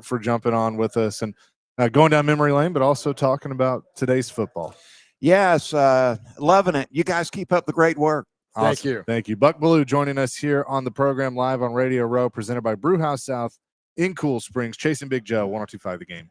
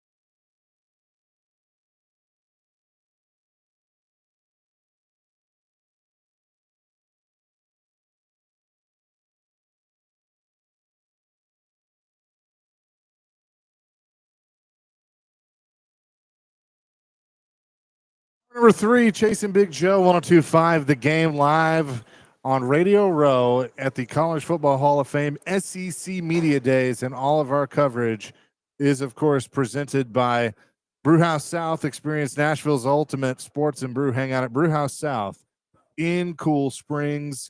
Tennessee making their rounds. Georgia's made their rounds. So it's a packed day. And then Texas as well here at SEC Media Days, and our show presented by the Omni Nashville Hotel. We are next to the Omni Atlanta Hotel. So We are. the Omni family.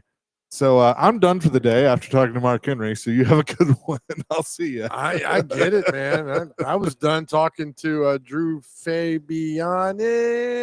Did I say his name? From the Senior Bowl. You gotta sing like that. Well, when you it's say the it's like Yeah. I know I'm wrong, yes, so I'm gonna go. You're close. And Buck Bellew. Buck Bellew. I mean, so there's a lot of walk down memory lane here with SEC football, and a lot of talk about the future, and of course getting Mark Henry on. So Mark Henry never played football, right? Thank God. Well, I don't know if that's true. He might have. In college, Yeah, maybe not in college, don't but know, I mean, he but- truly was. I remember getting into an argument with someone in school when I was younger. Like, he's not that strong. It's all fake, right? I'm like, no, he really is the world's strongest man. I mean, 515-pound squat. I mean, Yeah. you don't. And has one of the best theme songs in wrestling history that was done by Memphis's own 3-6 Mafia. But it just, all it is somebody gonna get their ass kicked. It's funny, Kirby walks by, coaches walk by, but I mean, he walks by every table, and people are grabbing him. I mean, so Mark Henry, if you don't know, a famous wrestler, people are grabbing him to sit down. He's talking to everybody. So Yeah. It's very cool. There's right now on the SEC Network, Josh Heupel's talking, and this stat bugs me, right? It says Tennessee's projected to win 8.7 games this year. Yeah, I don't think that's possible. It's not possible. Just say you're gonna win 8, you might win 9. If you get lucky, you might win 10. 8.7 goes on right now, but it's there's a lot. We talked to Greg McElroy earlier about not a lot of Alabama talk here. It's a lot of Georgia, a lot of Texas, a lot of Arch Manning, a lot of Diego Pavia.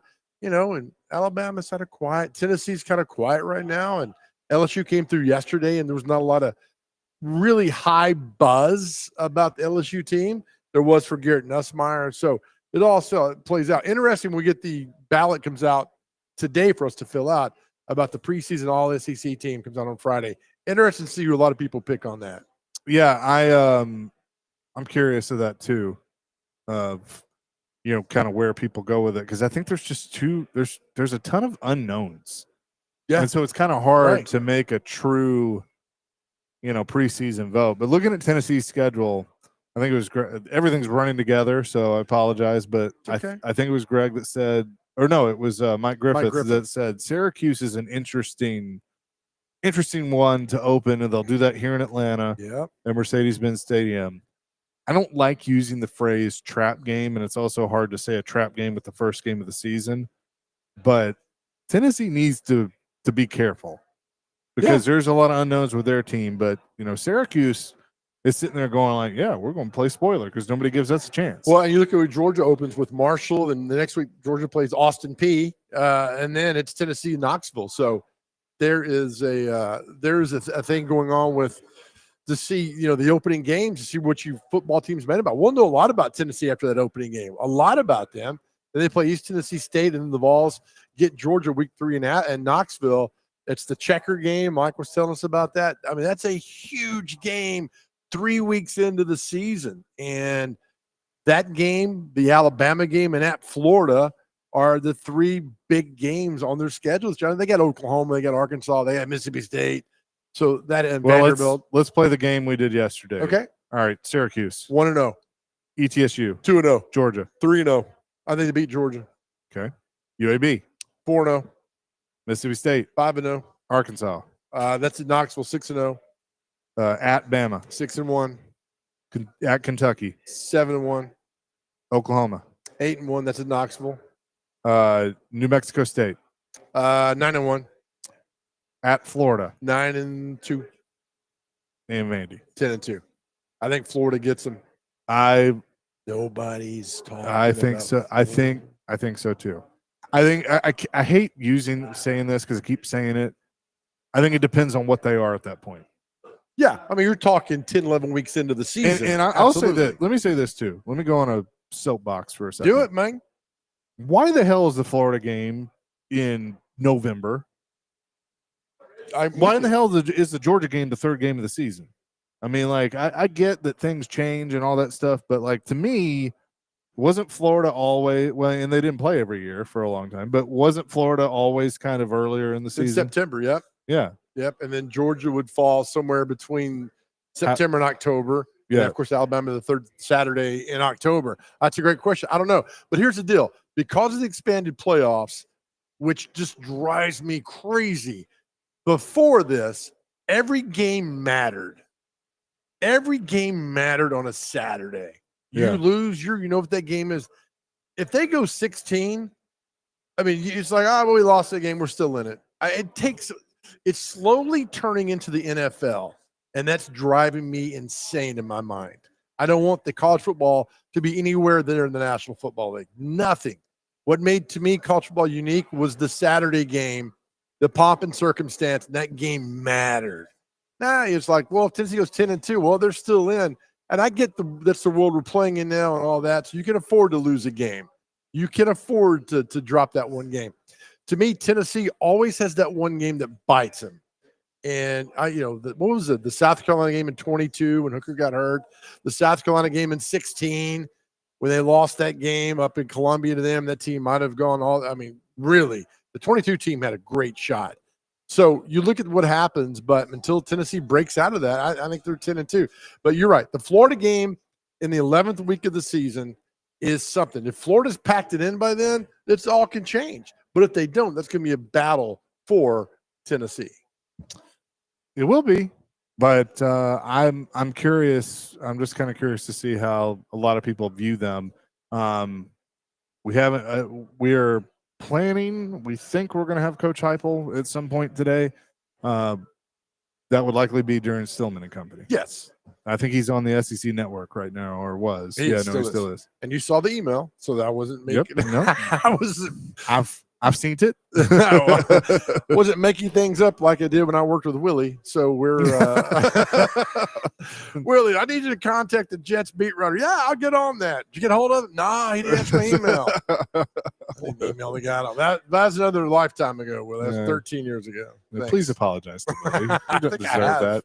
I think I have done that. Was during the Revolution, right? That was a long time ago. Did we win that? We did. Yeah. Because we're still here. Yeah, that's true. Yeah, you're still going strong here. By the way, I can't unsee Bobby Hill, and especially now that they're bringing King of the Hill back, and Heupel, and Bobby's older. He is Josh Heupel. They look a lot alike. You're right. Damn it, Bobby. This ain't right. Oh man, so that's been a lot of fun. All right, so coming up at 3:15, we talked about this earlier. There's a new Netflix documentary called Any Given Saturday. Chase and I last night were humbled enough and grateful enough to go to the opening episode of that here at the College Football Hall of Fame, and we both walked away just like, what did we just watch? And I'm telling you, my friends, in a good way. So the director, Paul Martin's going to join us at 3:15. He's a guy that did the F1 documentary for Netflix as well. Drive to Survive. And I'm telling you, and Vandy fans, listen up. You're prominent in this. There's a lot of Diego Pavia being shown in this. And you know from years past where you would not be, Vanderbilt would not be included in any of these things. You're almost front and center because of it's following the teams from 2024. You're almost front and center. And we learned that the cameras were behind the scenes the week of the Alabama game. They were there when Vanderbilt beat Alabama, and the access they had for that. I can't wait to see that episode. I cannot wait to see that episode, Chase. I can't wait to see it either. I mean, it is. Do it.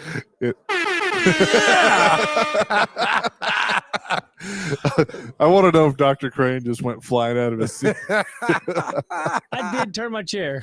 Good.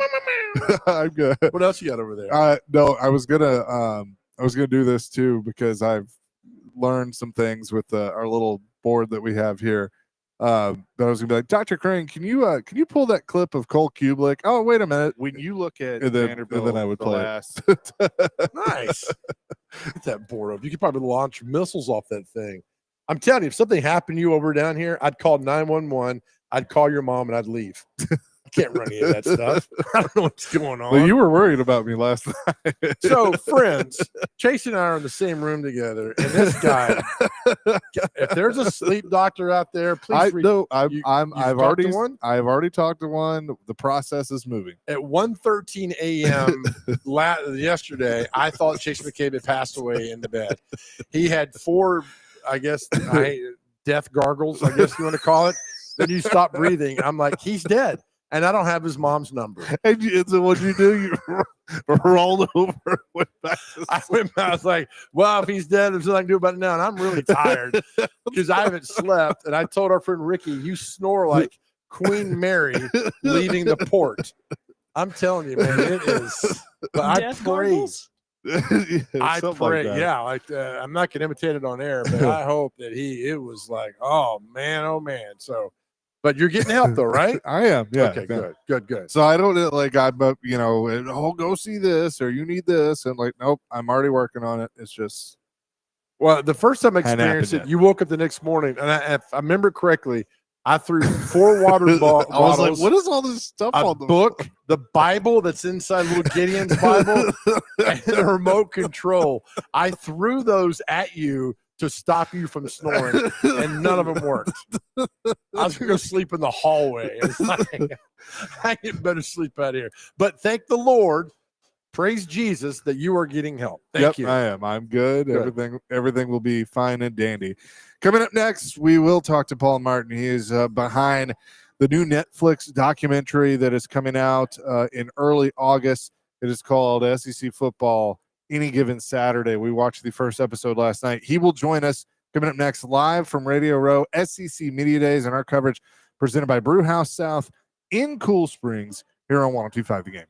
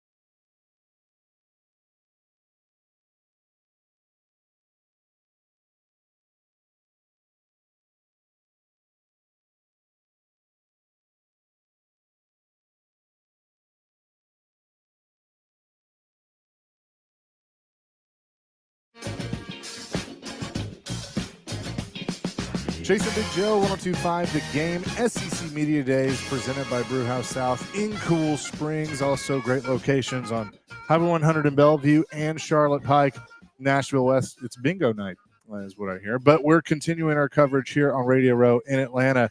Last night, Joe, we had the opportunity to go watch an early screening of SEC football any given Saturday. The man behind that, Paul Martin, is with us now. Paul, thanks so much for doing this. Listen, thanks for coming. You know, it's always nerve-wracking moment to share the show with kind of people, and it's good that you guys liked it. That's great. Was there that moment of like the first 5 minutes you're kind of looking around like, okay, what do people think? How we feel? 100%. If you'd have seen me, I was sat in the corner. And I'm just watching the audience, honestly, and you know, because at that point I've seen that show a million times. So I've lost all perception of is it any good and blah, blah, blah, all that kind of stuff. So it's really just about, you know, you share it and you just look at the audience, and you know, everyone seemed to laugh in the right place, and everyone seemed to, and even, you know, that kind of last second field goal attempt that seems to be up in the air for about 40 seconds before it drops. People genuinely like, so that was great. We've seen Full Swing. You've done the Formula One, you know, thing as well with Netflix. Why now the SEC? Why was this something you wanted to take on? Yeah, I mean, it was an opportunity that was kind of presented to us. You know, we were introduced to, you know, Commissioner Sankey, and I think someone in his staff had seen Drive to Survive and had obviously seen the impact that Drive to Survive had Formula One, and you know, sort of we were approached and, you know, asked if we had any interest in kind of meeting the SEC, and obviously, you know, at that point, I knew nothing about college football, but I knew that the SEC was a good place to start a conversation like that. And this was at least 2 years ago.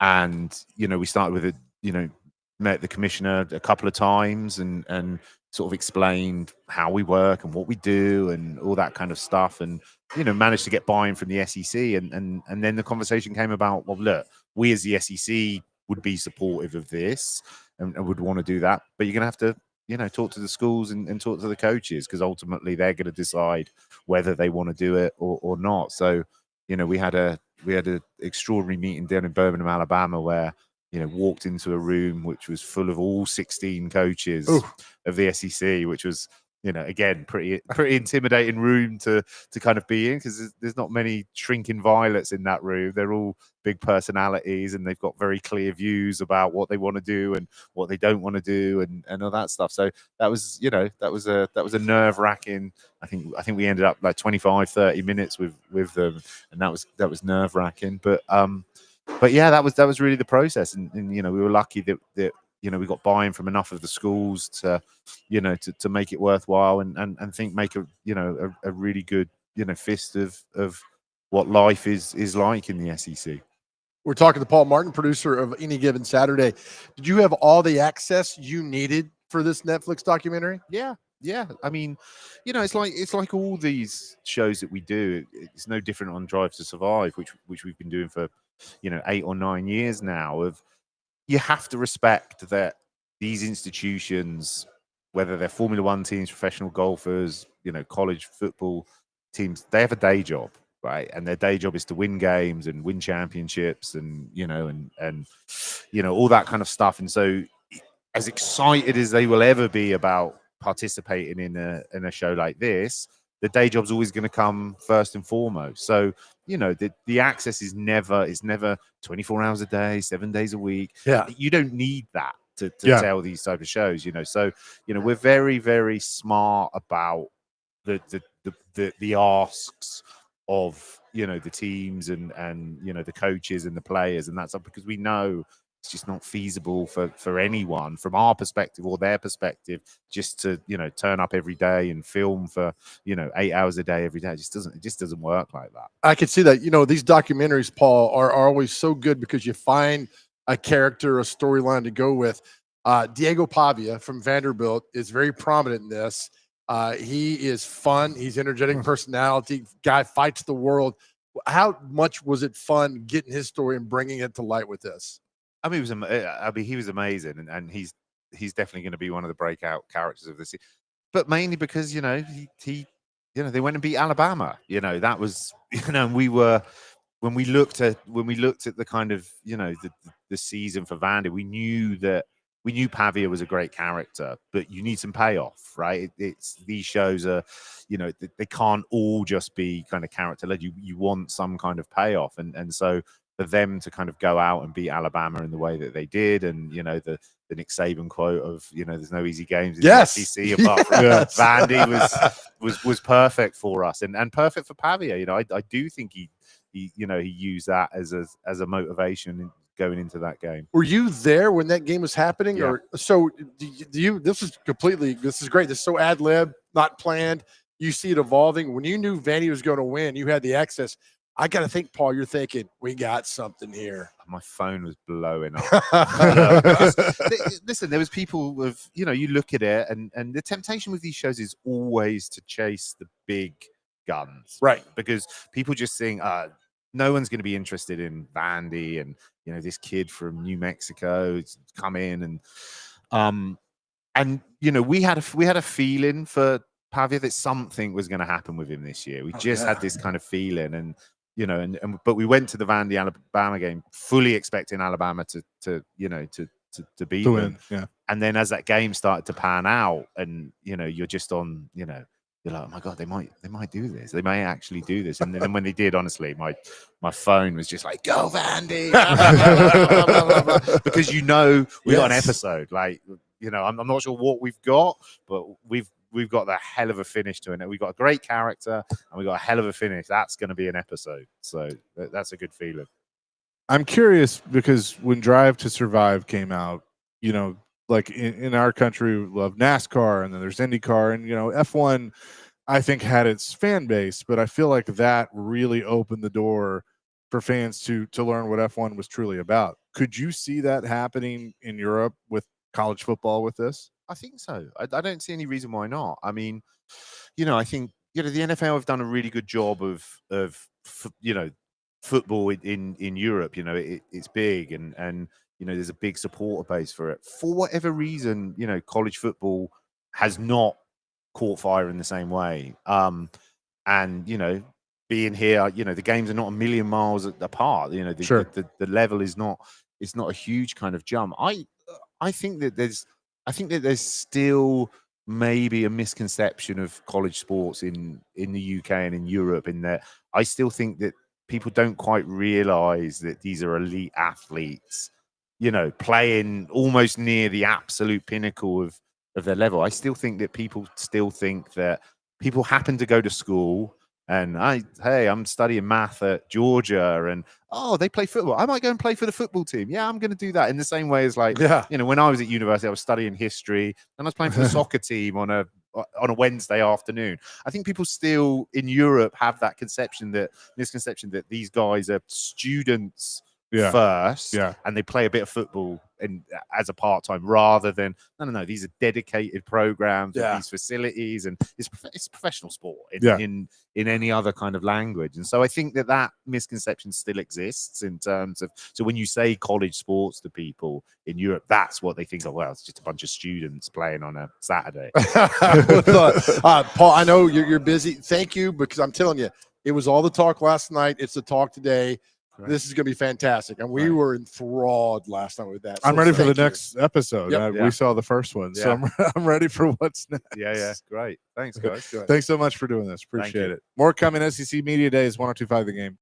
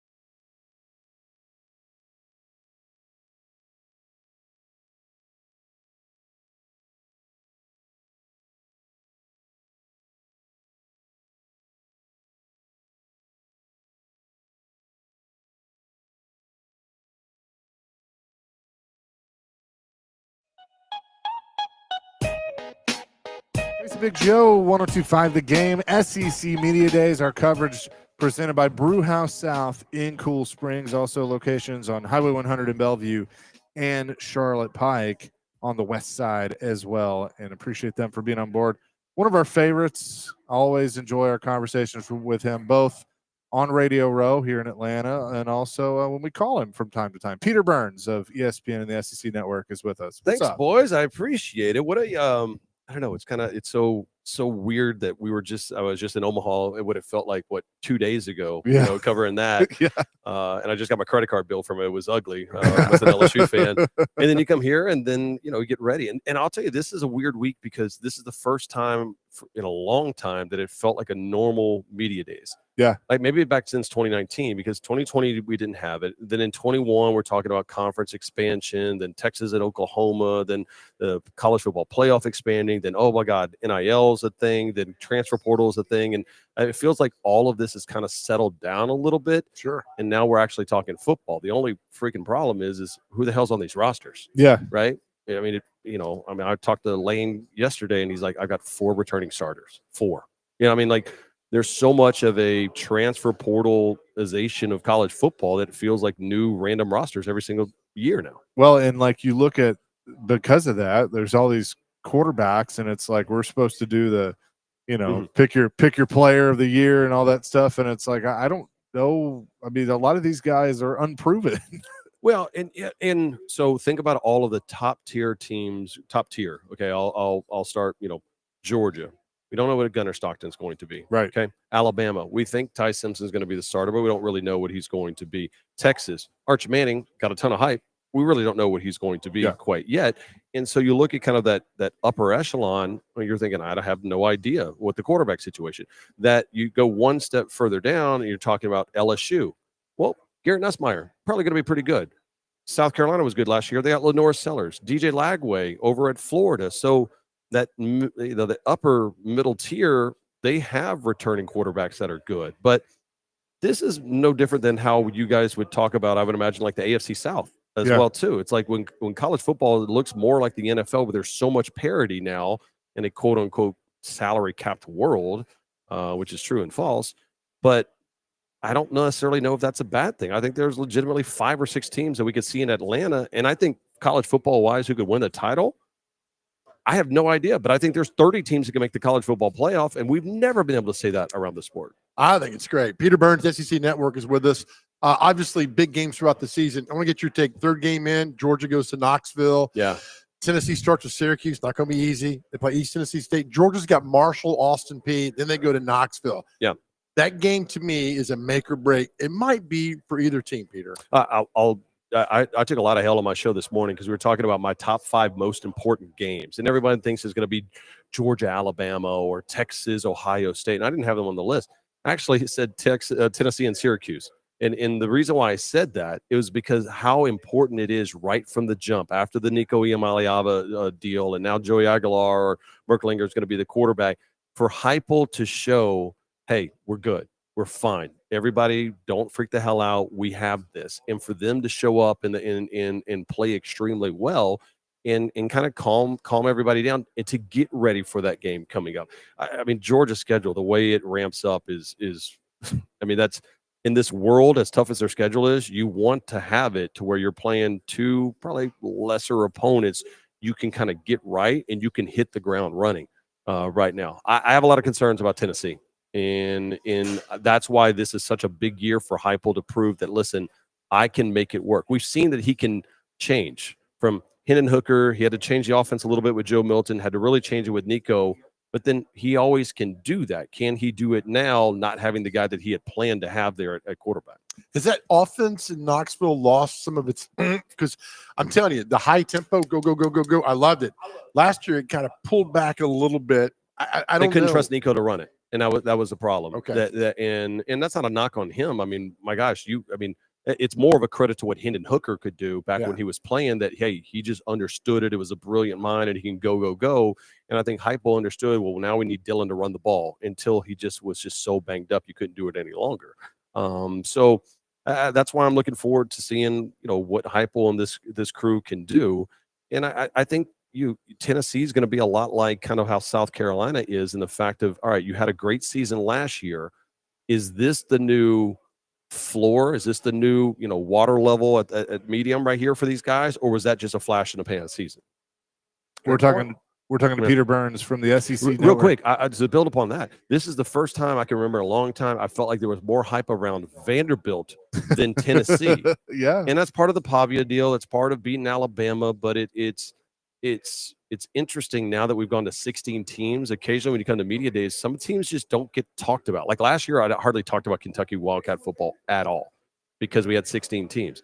And it feels like even today, Tennessee doesn't get talked about nearly as much as Georgia, who's here, okay, or Auburn and Hugh Freeze and how much he's playing golf, or Texas and Sark and Arch Manning and all those guys. That Tennessee's kind of like, oh yeah, and Tennessee's here. Like it's interesting when you get these super conferences the way it plays out. It's so funny though that you bring Vanderbilt up because literally every guest we've had on will ask us about Pavia or Vanderbilt and stuff, and they've never had a rock star guy like that before. I mean, they've had good players. Cutler was obviously a great player, and Jordan Matthews and others, but never someone that has an aura around them. That's a great word. Like Pavia right has. word.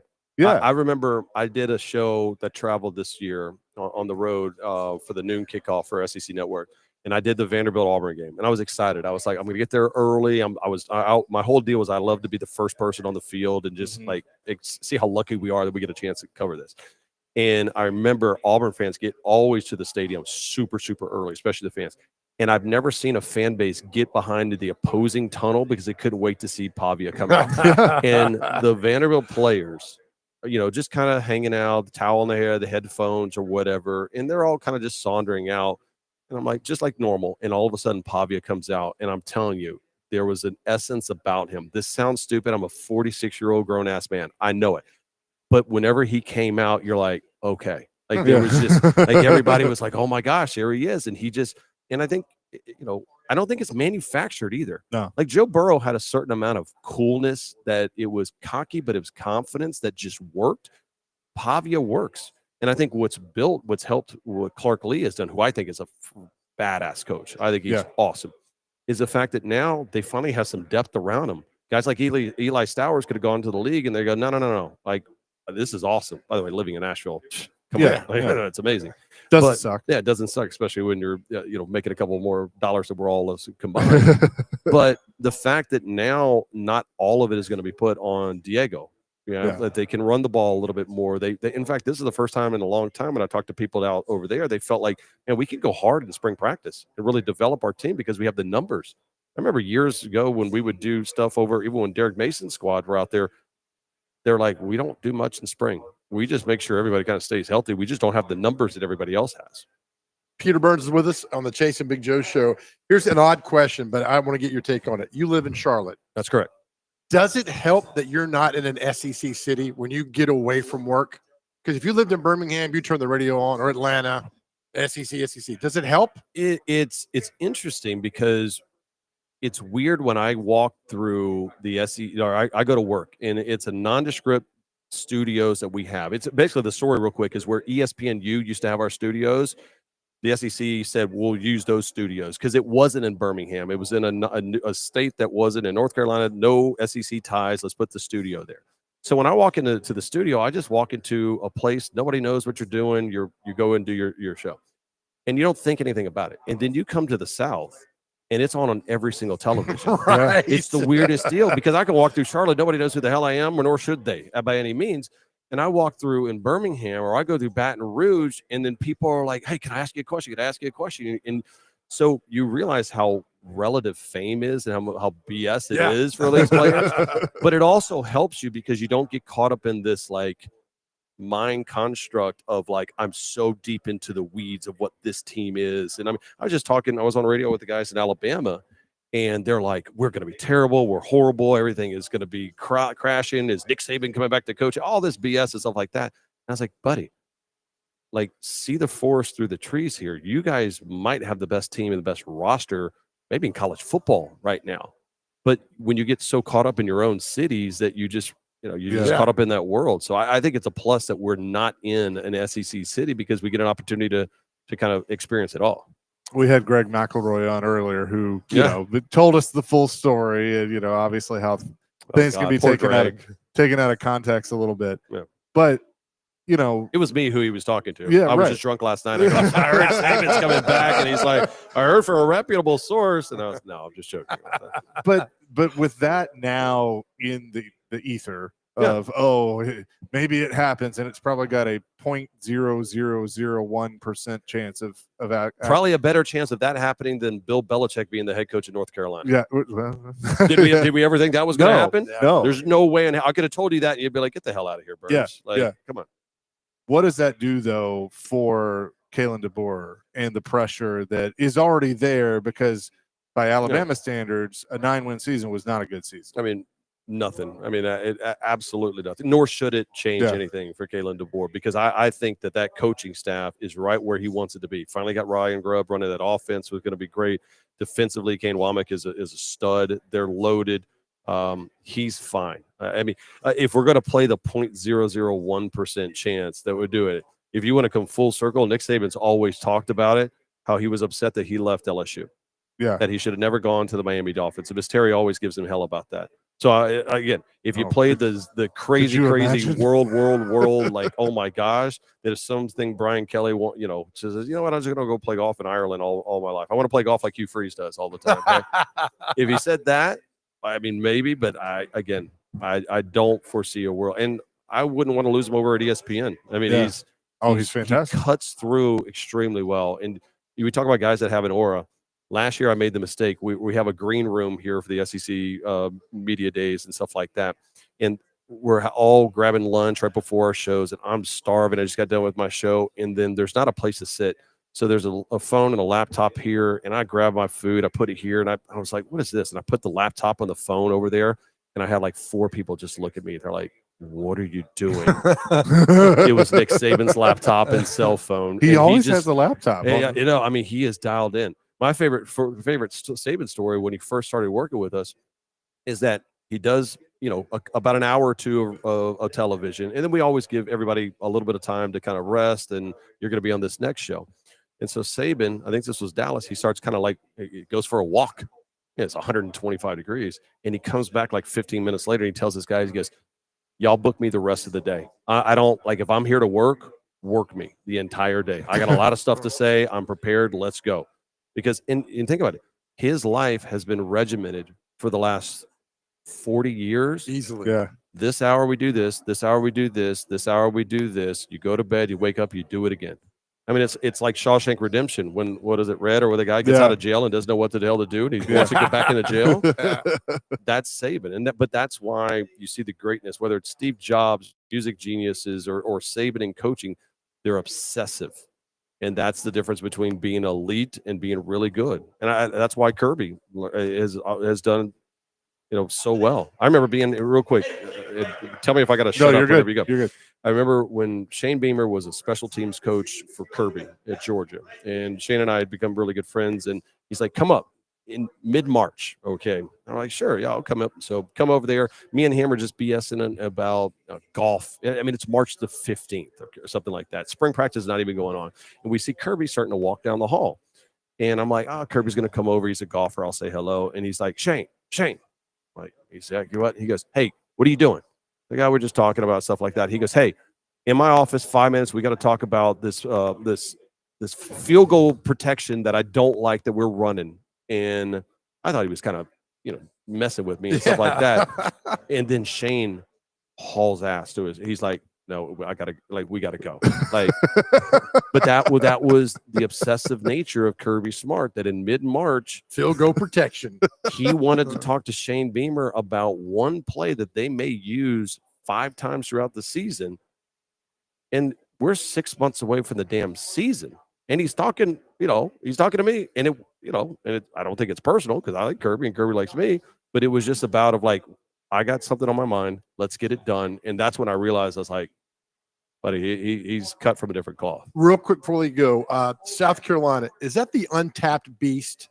Because there's something there, and I think Beamer might be plugged into it. I think what Beamer does is he creates a culture that I think is missing from a lot of this kind of transfer portal world that I think that once you get adopted into the South Carolina family, it truly is a family. And I think now it's very transactional in college football of how much you're going to pay me, who I'm going to do, what there. I think Lenore's has an opportunity to turn that place into something special. The fan base is good, and they're one of those programs that I think that could dip in and out of the college football playoffs. But this year is very important for them, especially that opener against Virginia Tech here in Atlanta, because you got to set the tone right to continue to have that momentum to say the new floor of South Carolina football might be 8-4 versus 4-8. Peter Burns, SEC Network and ESPN. Always enjoy the conversations with you, Thanks. my friend. By the way, I went out there and said, "Can I please be on your guys' show?" Because I enjoy your guys' work. So thank y'all very much for having me on. You came to us, which was even better. All right, No. I guess we'll have this idiot on. No, you were on my list, so I got to find Peter. Can we So- use that in contract negotiations? Yes. Like Peter Burns wanted to come on our show. They're going to pay you less. You'll be doing a Sunday morning show at 5 a.m. Thanks, boys. Thanks, Peter. Thank you. More coming, including celebrity birthdays next. 102.5 The Game.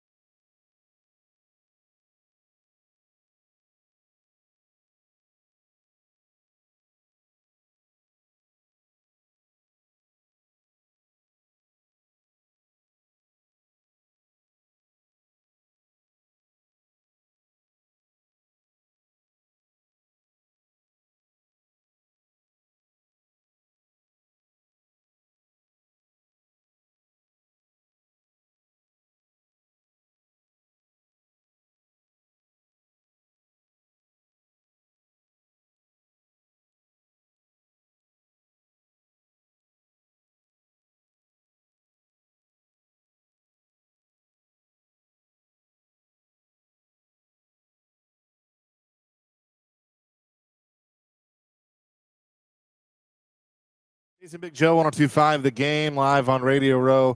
Appreciate Brewhouse South in Cool Springs for our coverage all this week. Been fantastic having them on board. And also Highway 100 in Bellevue and Brewhouse West on Charlotte Pike. Music bingo tonight, trivia tomorrow. It is, right? Go by. Hi, Phil.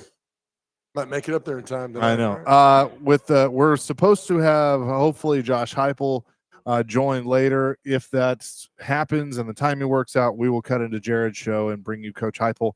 But obviously things very fluid around here on Digital Drive, aka Radio Row. But with that, let's get to what day is it and celebrity birthdays. And that's my cue, isn't it? It is, Mike. It is. Hang on. Things are so all over the place because of our time change. It's brought to you by Jarrett Companies, Inc. Use their electrical division for installations, inspections, upgrades, and more. JarrettCompaniesInc.com. Above and beyond industry standards. All right, gentlemen. First on the list is National Be a Dork Day. So shout out to the dorks. That's us every day, isn't it? There you go. Gummy Worm Day is today. Oh, so if you like nice. those little sweet treats. National Give Something Away Day. It has a picture of money. I don't believe anybody's giving away any money. I'd like them to give it to me. I Love Horses Day is today. So if you like horses, go ride a horse. I don't know. National Pet Fire Safety Day is today. So shout out to those Dalmatians. Yeah, because my cat tries to start fires. So good. Thank you. National Respect Canada Day is today. So love the maple syrup. National Tapioca Pudding Day. There you go. Tapioca. Orange Are you Chicken reading Day. a commercial? What are you doing with this voice? Orange Chicken Day is today. Love orange chicken. And yeah, that's about it. That's about it. All right. Thank you. We love you, Dr. Crane. You're the Love you best. guys too. We miss you. All right. Time for celebrity birthdays. Our first birthday this afternoon or today. How old is Linda Ronstadt? Linda Ronstadt. Today's her birthday. 75. 82. 79. The great actor Forrest Whitaker. How old is Forrest Whitaker today? His best role in Jefferson and Fast Times at Ridgemont High. 72. 77. He is 64. Guys are once again are starting off bad. Next up, birthday is comedian Eddie Griffin. He's kind of funny. He is funny. 58. 62. What'd you say, Chase? 58. 57. Chase up 1-0. Well done there. Yeah. Actor Scott Foley. What was he in? He's in that one movie. Thanks. 48. 52. 53. Tied at 1. He is somebody that thought was somebody else. From 90210, actor Brian Austin Green, who played David Silver.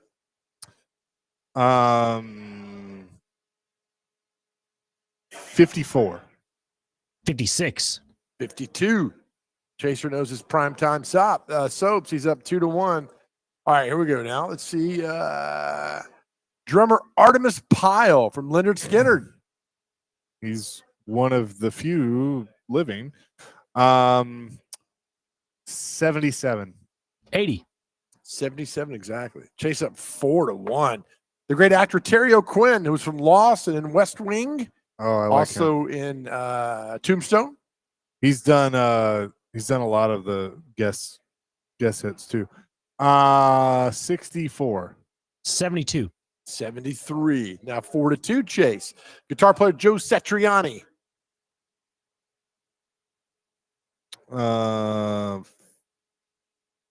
58. 62. 69. Country Nice. songwriter, singer Mac McAnally of the Coral Reefer Band. 68. 69. 68 exactly. Chase up 6-2. Actor Willie Ames from the TV show 8 is Enough and Charles in Charge. 71. 72. He is 65. The actress Lolita Davidovich. 77. 79. 64. Actress Brigitte Nielsen, Stallone's ex-wife. Oh, is she the one that was in Rocky 4? Yes. 72. 70. 62. Drummer Jason Bonham. We got a lot of good birthdays today. Yeah. Jason Bonham. 42. 50. 59. Rapper Jim Jones. Not the preacher man. 54. 59. 49. Come on, y'all. Former NFL player from UCLA and the Steelers, Carnell Lake. 62. 59.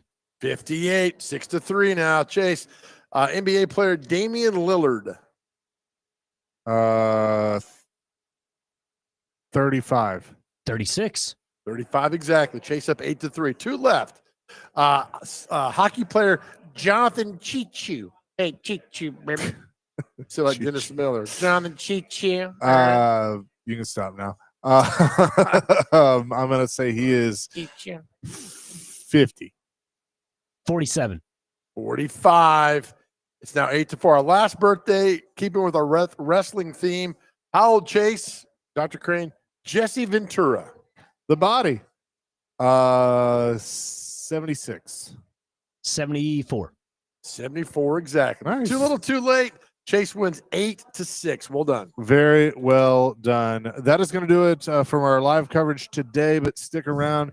Stillman and Company coming up next. And again, thanks to Brewhouse South in Cool Springs. Amen. Hey, as always, we say, even though we're in Atlanta, our hearts will always be in Nashville. If you're going through something, you guys, you're struggling, please, we tell you every day, please talk to somebody. Our world is a better place because you are here on your cell phone. You can call or text 988. Somebody's always there to talk to you.